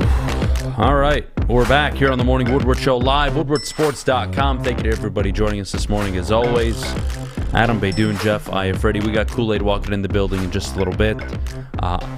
The Pistons clinched the #1 overall odds. Yes, odds. For how many balls are going to be placed in that stupid thing. And all I have to say about that is yippee. Woohoo. Yay. You were the worst of the worst. You had an awful season. It was brutal to watch. I did not enjoy a single minute of it. And here we are. Yay. You know what? I have a proposal. The Lions, screw it. Draft Victor Wembanyama at 6. Hear me out. Fuck you. If you have question marks about Jalen Carter, go get the 7'5" giraffe from France. I hate Because you. that's where we are right now as Pistons fans. You're looking forward to Victor. But guess what? All the hype, and Brandon is now in the studio. Can't wait to talk to him about this. But now all the hype for Pistons fans now, Brandon, correct me if I'm wrong, has shifted to Victor Wembanyama. Oh, you clinched the number 1 odds. Talk to me, man. How you feeling? Jaden Ivey last night, I mean... Jaden Ivey was phenomenal. Against the Heat? He was phenomenal, man. He was in a pressure-packed game. Like I get it, not a lot of wins, but they were playing against a team who was fighting for their playoff positioning and playoff lives. And Jaden Ivey went out there and tried to be the man and looked like it. You know, I saw a stat where he now leads all rookies in 30.5 assist games, I believe, with 3 on the season. He just overtook that from Paolo Banchero. Mike Curtis of the Detroit News was on the pod today, and he said it like Jaden Ivey looks like a completely different player from the beginning of the season until now. You know, just who he's been even over the last – look up those last 10 to 12 games of his. Phenomenal. Up over 20 points a game, 7 assists a game, 4 rebounds, and looking like a leader. You know, he has to get his defense and turnovers together, but as a young player, those are the things that if they're highly skilled, those are the things that they usually struggle with the most in a rookie season. So he was awesome. And I feel like he's got you could just tell he's getting to his spots a lot quicker, a lot easier. Like he's just figuring out the NBA game, the spacing, the pace. Like he's like even against the Heat last night, man. In fast break, I watched a play where he took 3 dribbles from basket to basket. 3 dribbles. Dribble. He's already to the rack. And it was a beautiful layup. Like, that stuff, to me, Ivy is just getting more comfortable. And it's great to see, if anything, down the stretch now to end off. It's kind of like Cade last year. Not to that extent. I mean, Cade was with Michael Jordan in March. But still, to close your rookie season like Jaden Ivey's been doing, I mean, it's exceptional. In the game he had, it was like 4 or 5 games ago where he shot 11 for 12 from the free throw line, like seeing more of his game develop. The shot looks a little different. What was he, 4 for 6 from 3 last night? 4 from 3. Yeah. I mean, he's 82% over the last 10 games from the free throw line. That's going to be a big number next year for him to get close to 20 points a game, which I think is very realistic. I told you guys when he was drafted, I think he can be the best player coming out of this draft. Banchero's been excellent. Yeah. Good for him. I'm still very confident of the Jaden Ivey pick. He's been phenomenal. Killian Hayes, a masterclass performance last night. 0 for 3 from 3. A typical Killian Hayes performance. But look, jokes aside, they locked up the number 1 odds in terms of the lottery balls. It's been a horrible season. Losers of 21 of 22. In the nicest way I can say this, because I do want to be respectful, because I'm just tired of being angry all the time. All right? You're going to say something nice? He can't be here next year. And not only he, Dwayne Casey. You have multiple players on this team. You guys talk to me and gas up Troy Weaver a lot. You can't field a very similar roster and just say, insert Cade Cunningham healthy and Victor Wembanyama. I'm sorry. No. This team needs shooters. It needs wing defenders. It needs wing players. Killian Hayes can kick rocks. A lot of these players can kick rocks. Yeah. I like the Wiseman move. That actually really solid trade. He's been performing. Jalen Duren clearly is your 5. He's got to be out there next year. He is an easy over a 82 game season. He's 14 and 11 every night over a course of a season once he hits his stride. Jalen Duren, phenomenal. You mix him with a Wiseman, a guy that can shoot. I like that combination. Isaiah Stewart, where does that leave him? I don't know. I don't. But this team still has a lot of moves it has to make. There are a lot of players that have to go. It has to start with the coach, in my opinion. Where are you at with this, KoolAid? It's next year is a year that I believe Casey will be here. I believe Killian will be here. If I just had to just give my hunch, my gut. But Killian's somebody that I'm a little less sure of. You know, based on how this roster construction goes, based on how the draft goes, based on how free agency goes, he's somebody that I'm hoping is working like he wants to be here and not just kind of resting on his laurels. You know, with Casey, it's a little bit different case because I know next year is his last year in his contract. Next year also is the first year where you're going to kind of have a look at what Troy Weaver is saying is going to be the foundation of the team moving forward, to win, to compete. He thought this year was that. He thought they had a roster that was a little bit impervious to injuries, but he realized we need more depth, we need more talent, and they did make a decision to tank. It was something he said in his fan letter. The letter to the fans. What a fucking joke. What a farce, by the way. Your fucking GM has to send out a letter. Oh, hey, guys, hey, didn't go the way we thought it would, but hey, that's because of people like you. But because of people like me, what? Because all I'm asking for is an average product to watch over an 82-game season? But the word he used was that they positioned restoration. No, they positioned themselves for this. That's the thing. You think about it. The NBA changed its rules. You go out there and you openly and you publicly tank. This is Victor Wembanyama. When you really, there's no guarantee though. There's not a guarantee, but there's also Scoot, Brandon Miller, and even some of the people that you can get at 4 and 5, man. Who's your backcourt right now? Right now, I would do Jay and Ivy K. Cunningham. Yeah. Okay. So where are you gonna fit Scoot? Hey, we were talking about this last night, actually. Vince, Curtis, Omari. Bro, you run it out there and you just have a field day with it. You stagger. Who's the shooter? Who's the best shooter among those three? Brandon Miller works more. I'll just acknowledge. I'll say that now. I think Brandon Miller works the best, if we're honest. But let's say Scoot. Who's the best shooter? It would be Cade. This is the thing. Day one. If Scoot has the ability to be a new age Derrick Rose, it doesn't matter who's the better shooter. We're fucked, in my opinion. This is a shooter's game. Where are the shooters on this team? Jaden Ivey, over the last 10 games, shooting 40% from 3. Yeah. I can get behind that. He gives me 39, 40% Two of the better next shooters year. on the bench right now, though. I'm sorry? Bojan and Burks are on the bench. Two of the better shooters. If they add just one or two dinosaur shooters. And can't play a lick of defense. We don't need him to play defense. Yeah, we don't need him to play defense. We need do. him It's to be the a worst shooter. defense in the NBA. Well, you can build around that. JJ Redick was doing what for years? We've seen these types of players come and play those roles. This is the thing, and this is why I liked Troy. I actually liked his article, or his letter, is because he was basically giving a middle finger to everybody. Like, I hear what y'all are saying. You guys aren't listening to me.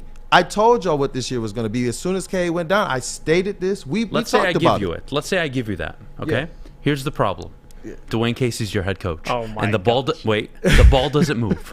The ball doesn't move, and you're gonna have 3 ball-centric players. The ball needs to move. That's one of my favorite things about Jaden Ivey taking lead over the last 2, 3, 4 weeks. Yeah. Is he moves the fucking ball. Agreed. He's not head down like a dinosaur, deer in the head. None of that. He is a ball player. Yeah. Cade, I think, is the same. Yep. I respect it. The ball needs to move, man. There needs to be an offensive game plan with this team. I think it'll make Cade a better player, Ivy a better player, and I don't think you're going to get that next year with Dwayne Casey as your head coach. Let's put it this way, because I've talked about it on this show too, and I agree with you. Something is off with the offense, and we don't know if it's because of a lack of roster construction, if they just don't have the players. But even his schemes going back to Toronto and some of the others, I'm not necessarily sold on that offense in today's NBA. And so whether it's Casey who needs to be replaced or the scheme or augment the staff, I 100% believe that something needs to change to better fit who these players are. I do believe that.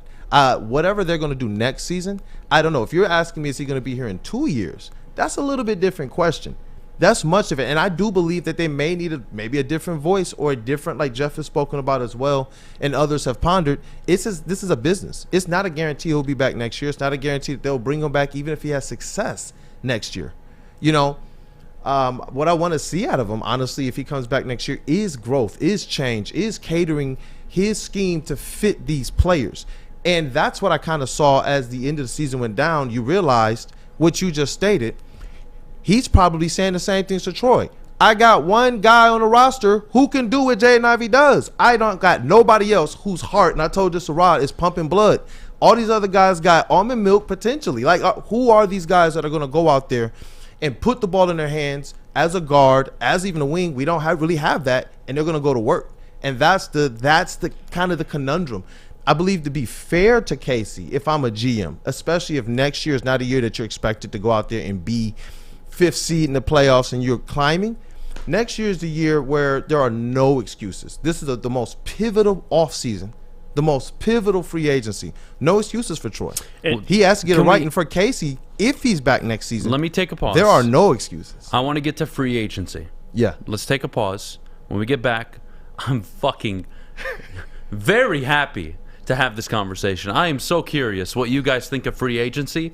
Entertain me coming out of the break. I can't wait to hear this. I really want to know what you think can happen, should happen. I want to get to that next, but before we go, Jeff, our good friends over at the Sports Marketing Agency. The Sports Marketing Agency helps spread awareness about mental health and substance abuse. Their new podcast, This is the S Word, helps fight the stigma about seeking help, especially for Pistons fans. If you or someone you know is struggling, head to thesportsma.com for more information.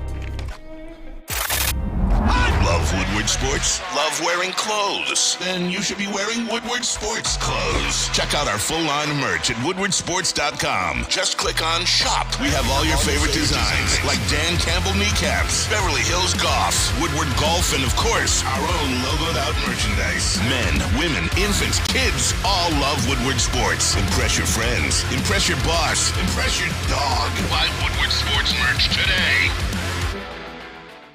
Introducing the Planet Fitness Guide to getting that post-workout glow. Step 1. What's your why? More epic energy? Better sleep? Blow off steam? Step 2. Join Planet Fitness for just $10 a month and get moving in our clean and spacious clubs. Step 3. Bask in that post-workout glow. Join Planet Fitness today for just $10 a month. Join today at any of the 50-plus Detroit area locations.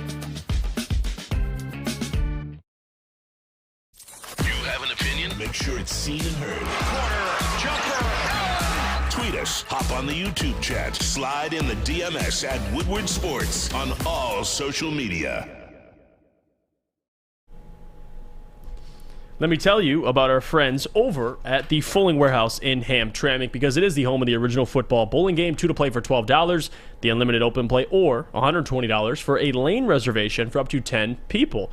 $2 mystery beer machine, full bar. Check it all out, fullingwarehouse.com. All right, we're back here on the Morning Woodward Show live, woodwardsports.com. KoolAid joining us this morning. KoolAid, walk me through free agency. I keep hearing there's a lot of money, which there is. I keep hearing this is the off-season, da-da-da-da-da. You have to construct a roster that's built around Cade and Ivy. That's the reality.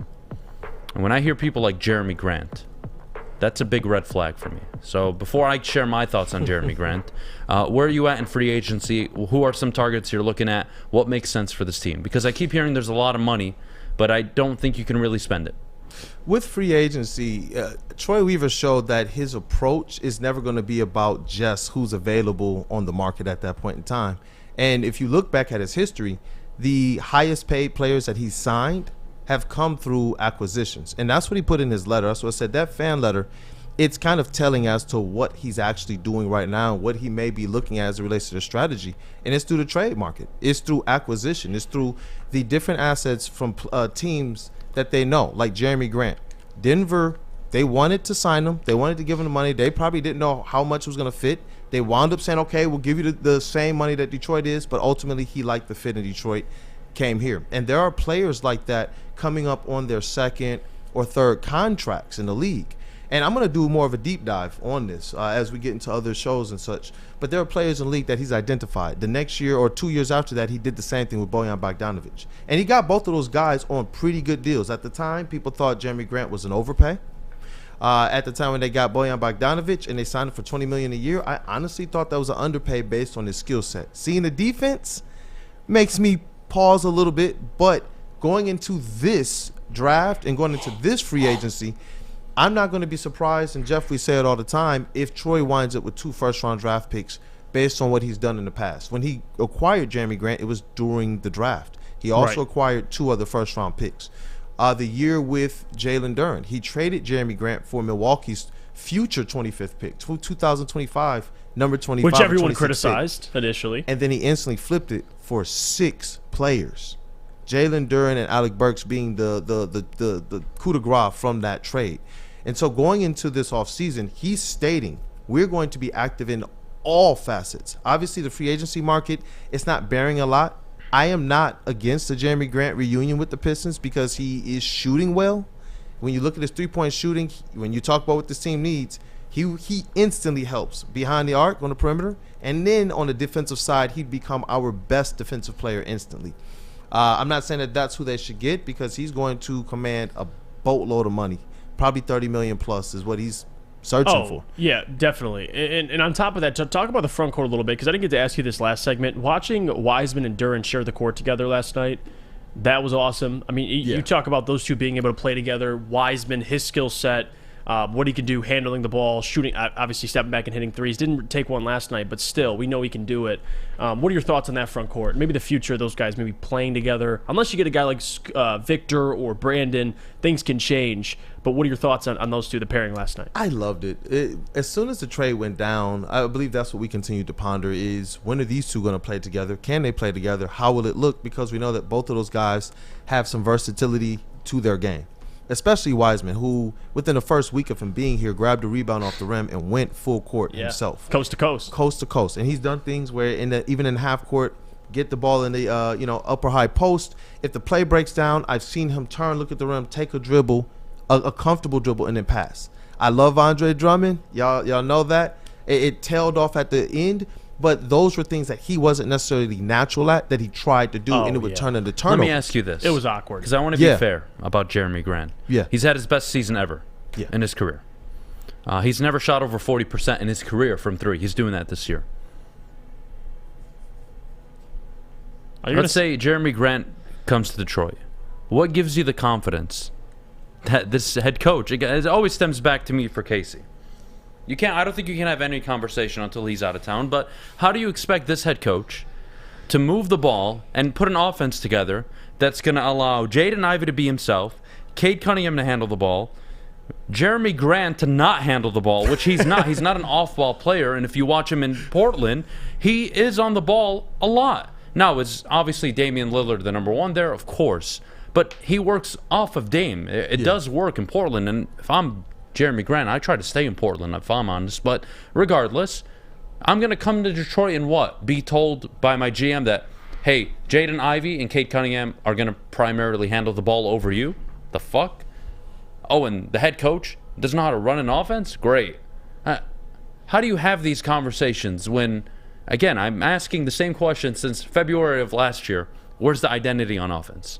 Yeah, there isn't one. That's been like I said, Cade is always going to be the identity on the Pistons offense. That's just what it's going to be. Even when they didn't have shooters, even when the roster didn't have as much hope, we believed in what Cade was doing because we saw. What and now he was you're doing seeing that with Ivy, right? But I do agree. The identity of this team on offense is something that startles me because I know this defensively. I can tell they're working, irregardless of if they have looked good or not. I can tell they're working. I can tell they're working on things. We know that they're spending hours on it. But offensively is the part of it that we're just like, wait, has this thing changed at all? Has it changed to fit the scope of our players? Are guys like Ivy and Cade, are they just transcendent above? Can they, when you put the ball in their hands, they just know what to do? Is that what we're relying on? Because you're right. As you start to bring in more talent and more personalities and characters and egos, right, you have to have somebody who knows how to not only manage that from a psychological standpoint, but how to make sure everybody from an X's and O's standpoint can eat. And so it is something that they have to figure out. It does beg the question, though, when you think about a guy like Brandon Miller from a 3-and-D wing standpoint, or some of these younger players that are coming up on their second and third contracts, they might present a better fit if the Pistons were to remain with Casey than, like you're saying, a player who's coming in. Like you said, Grant came here before, bro, without who he is today and commanded, I am the number one. Not necessarily like, y'all better give me all the shots, but he was the number one. Well, I look at this Sacramento. time around, he's even better. Well, I look at Sacramento. And Sacramento have a dynamic guard in De'Aaron Fox, right? They have a huge, I don't know how to really label Domantas Sabonis. He is such a dynamic player. He's solid. He's just a solid-ass player. And then, of course, the sprinkles on top. You drafted Keegan Murray. You have Harrison Barnes who can shoot the three, and Davion Mitchell. They got wings. They got shooters. That's how you got to build this team. And that's how they're currently – they're going to try and build this team. They're going to try, but that's how it's not built. And the one thing Sacramento does really well is, they have an offense. They have an identity. And the ball works and moves in a certain way. I'm not saying it can't work with any player you draft, or I'm just the guy who's coaching the fucking team. I can't stand him. And maybe I'm wrong. I don't know. Maybe I am. Maybe I just have a clear obsession of hating this guy. I don't hate him personally. I just don't want him to be my head coach. Go get Jerry Stackhouse. Go get anybody. For God's sake, Call it Udoka. He can fuck my wife for all I care. Okay. I don't All care. right. Anybody but this guy next year is all I want. Listen, you can draft you Wembanyama, sicko. Scoot, Miller. I don't care. Fuck my wife and her sister for all I care. No, don't do that. Listen, Casey in this season is doing what the organization is asking him to do. My complaint is against the offense is because nobody's perfect. Nobody's perfect. He has to show strides. He has to get better. Just like how we say Ivy, Cade, Duran, we want to see these guys get better by next year. He has to show this. So I agree 100% with you. But this year, and Troy talked about it, they've talked about it, being in the press conferences all year is where it really starts to boom, boom, boom, boom, boom, and they're sending you out all of the different clips. They've been stating this year is about two things after Cade went down. That's the tank, and that's just making sure that Ivy and Duran look like these are two guys you could put next to Cade and say future big three. We didn't know that. To start the season, we didn't know if that's what these guys were. Some of us wondered, is it G League for Duran? At the end of the season, we now know without a shadow of a doubt. We have a big three, a future big three in Ivy, Duran, and Cade. We know without a shadow of a doubt. We have a few shooters that we can depend on in Isaiah Livers, Bojan, Alec Burks, but Troy Weaver has to, in the most pivotal offseason in a long time, he has to nail this one. And I want to ask you this before we go to break, just quickly, because I find me and you find ourselves defending Troy. The fact that he had to come out with an apology letter to Pistons fans, it is what it is. But realistically, I mean, we can defend Troy. We can try and defend Dwayne Casey, but we're also realistic. We're not idiots. I mean, we do this for a living. So for us, and I want to ask you, because I think me and you would be in lockstep, explain to people listening and watching, what are your expectations for next season? What do you have to see? And if it doesn't happen, like what has to happen, and what, you know, if something else happens, who will be held accountable? Like, what's your best case and worst case scenario for next season for the Pistons? If next season does not go according to plan, then this version of the show, this version of the things Adam is talking about, those things are going to be more like that hot seat being turned up. Right. I believe we're going to see that hot seat turned up on the coach first. These are young players, so they're not going anywhere. Let's say I tell you get a wing that you really like, Victor Wembanyama. What's their win total next year? And their free agency as well. Players getting older, you get Cade back. I would say play-in tournament. It's a goal. What's the win total? What's the win total in the East? Right now, let me check right now. I want to know the win total. Let me give you a win total of a team that's in the play-in. 31? Tell me where they are right now. Last year, you had to get 40, but this year... They're not getting 40 next year. No, that was last year. Let me see this year. Okay, so right now in the East, it's about 38 wins right now. Okay, Chicago's so do you think you can on. win 38? I don't. With this head coach. If I told you you have Ime Udoka or Jerry Stackhouse, can you get 34, 35, 36 wins? With free agency, you could sell me on that. With Cade getting back, if you get Victor, their goal should be at least 35 wins, roughly. And I've been in honestly, there's some people who they instantly go to, they're not going to win 38 or 40 games next year. I'm one of those people who I want to be a little bit more bullish. Not drinking the KoolAid, but setting an expectation. Absolutely. Get there. You say you have what you have in Cade. You say you took this crap of a year to get what you have in Ivy and Duran. Get there. You have Bojan. You have Burks. You have Livers. You have Stewart. You say you have the cap space. You have the number. You have the number one odds for the top draft pick. Get there. Do it. We saw some of these other teams who percolated, similar to the Pistons, for years, instantly go from what? The Cavs went from nowhere to what? 6th seed? So if this foundation is as stable as like the Cavs and some of these other ones had, Memphis, this is an offseason in which I want to see them take a leap. And honestly, the leap that they should take this year should be one that is over the things that Casey is not doing right. They should be, think about it, Cade and Ivy have proven that they can run this offense. They've proven that they can go out there and run the show. You're talking about adding another high-level young player and Troy going out there and doing what he's been doing. Every year, you go back and look at the record, this man has turned over the roster by the tune of 6 or 7 new players every single year. He did it in one trade, just one trade last year, and that was before he brought in Bojan. So, yeah, the expectation is that next year, I want to see this team look like they're supposed to have won 40 games, and if they lost, if they win 35, 32, 30 games, it's because we can see that they were learning. We can see that they took the growth and the steps forward, but they were learning. Maybe there was an injury, maybe this or that. But if it would be very clear. It would be very clear if it's an X's and O's problem. It would be very clear if it's an issue with the offense still. Like, okay, we got these players, we got this, we got that.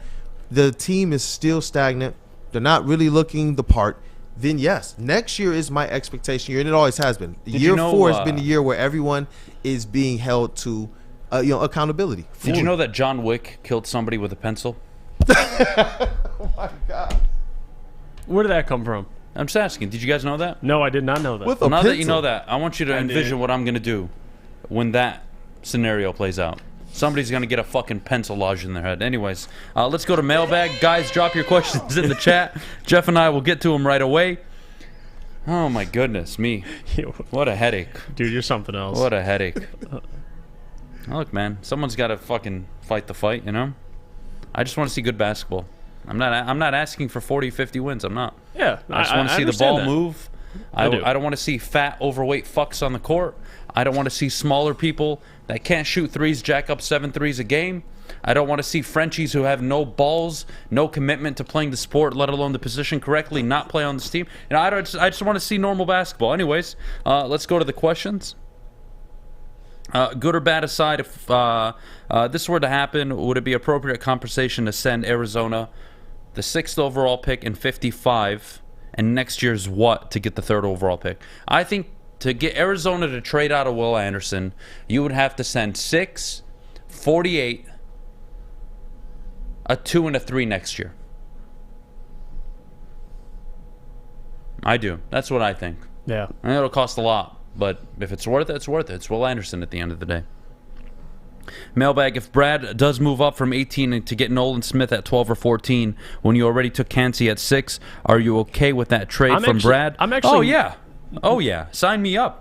I mean, I would like to see Christian Gonzalez, really Devon Witherspoon for me. I'm going to be honest. I'm on board with that. I don't like it. Really? I think trading up to get Nolan isn't over. He'll be there at 18.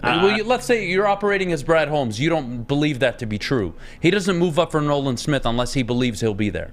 Right? You have to remember how they operate. I guess my problem is not moving up, but who he moved up for. Like you said, if it's Gonzalez or Witherspoon, I accept that. But Nolan Smith, yeah. Mailbag, how is your fast going? Horrible. I'm not sleeping correctly. I'm dehydrated. I'm angry. I'm agitated all the time. I find myself wanting to punch people in the face for no reason. It's going well. It's going well. Would you draft Bresee from Clemson at 18? Absolutely not. I don't want Brian Bresee. I wouldn't touch him. I've never been a huge fan of Brian Bresee, to be honest Adam, with you. what the fuck do you eat when you fast? I don't eat during the day, so I don't eat from 5:30 in the morning up until 8:30 at night. And then when I break my fast, it's typically on a super salad, something light to keep my stomach from freaking out, and then I'll just have a normal dinner, whatever we make. So, Danny Walker Jr., Jeff, if they made a Sesame Street movie, you'd play Bert with that shirt. Actually, I'm more of an Ernie guy. So, all right. Who's Ernie and who's Bert? Ernie's the dude with the thinner head. I only know the Cookie Monster. He's yellow. And then you got I only know Bert. the Cookie Monster and the bird that fucks kids, right? Yeah, no. The yellow bird? I'll take Bert, but... The yellow bird molested Ernie's kids. goated. Isn't that a thing? Okay. I'm why? pretty sure that's a thing. You're the You vampire? guys are looking at me. No, I'm not. Maybe I'm the victim. I don't remember. I'm just saying. I'm pretty sure that's a thing. Elgato says Adam is the vampire. You're the guy who teaches the, what is that, the alphabet? The 1, 2, Fuck if I know 3. anymore. Yeah. Oh, God. That's Epstein, Adam. Epstein, Big Bird, same thing, right? No. Who's the fucking character that molested kids? I want to know. I don't know. Who is it? Wasn't it Barney? Didn't Barney? Barney? Wasn't it Barney that Yeah. fingered little kids or something? What? Yeah. I'm pretty sure it was one of them. There's a Hulu It was, documentary on it. it was Are you either serious? Barney, the Yeah. dude from Blue's Clues definitely fucking molested somebody, or it was Big Bird.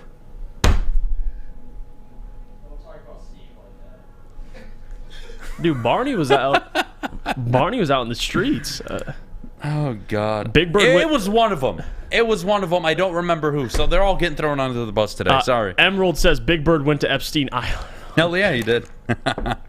So did Dwayne Casey. That's why he still has a job. No. They're not throwing Dwayne in there. That's messed up. We're not doing that. Oh, We're not God. doing that. Drake from Drake and Josh, too. Oh, my God. Did Drake really? Oh, no. Yeah. Poor Drake. I think he was Jared from Subway. He was Jared from Subway. You guys are ruthless.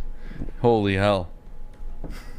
Justin says, what happened to Miles Murphy? Wasn't he supposed to be a top 10 pick? Yeah, I mean, people just change their minds. early mocks always come out, and they're always totally different by this time of year. It's normal. To me, Miles Murphy's still a very excellent prospect coming out who will be a first-round pick. So, all right. Jesse says, Mailbag, Jeff, who do you got this weekend for the fights? Give me Gilbert Burns and Israel and Adesanya. Adesanya's fighting this weekend? Who's he fighting? He's fighting Alex Pereira. It's a rematch. He's going back to get his belt. JB, you agree with me? Does he only have one loss or two losses, Adesanya? Two losses. No, he lost, didn't he, before? I think he lost before, right? I think it's 2. Yeah, He's got two you're losses. right. No, you're right. I think it is 2 losses. I know my shit. I went and watched him in Vegas fight before COVID happened. Yes, he does have 2. I got Adesanya. I'm rolling with him. All right. Where do I send my mock drafts? You can send them to Jeff or me on social media. DM us. It doesn't matter. You just do at Jeff Iafrate, Twitter, Instagram. Follow me. Send me a DM. You send me your mock drafts. I'll check them out. We're out of here. Adam, you see John Wick 4 yet? I have not. It's been impossible. I'm fasting. So what I'm trying to do at night is eat and drink water so I don't die the next day. Anyways, we're out of here. Thank you guys so much. KoolAid, that was fun. Thank you so much for joining us. Jeff, till tomorrow. JB, appreciate it as always. Alex, thank you. We're out of here. Everybody in the chat, like the video, subscribe to the YouTube channel. We're out of here. Till tomorrow. Have a blessed day. We'll see you at opening day. We'll be downtown, by the way, on the corner of Madison outside of the music hall. Come by, say hi, and stay safe from the shitty weather that we have today, all right?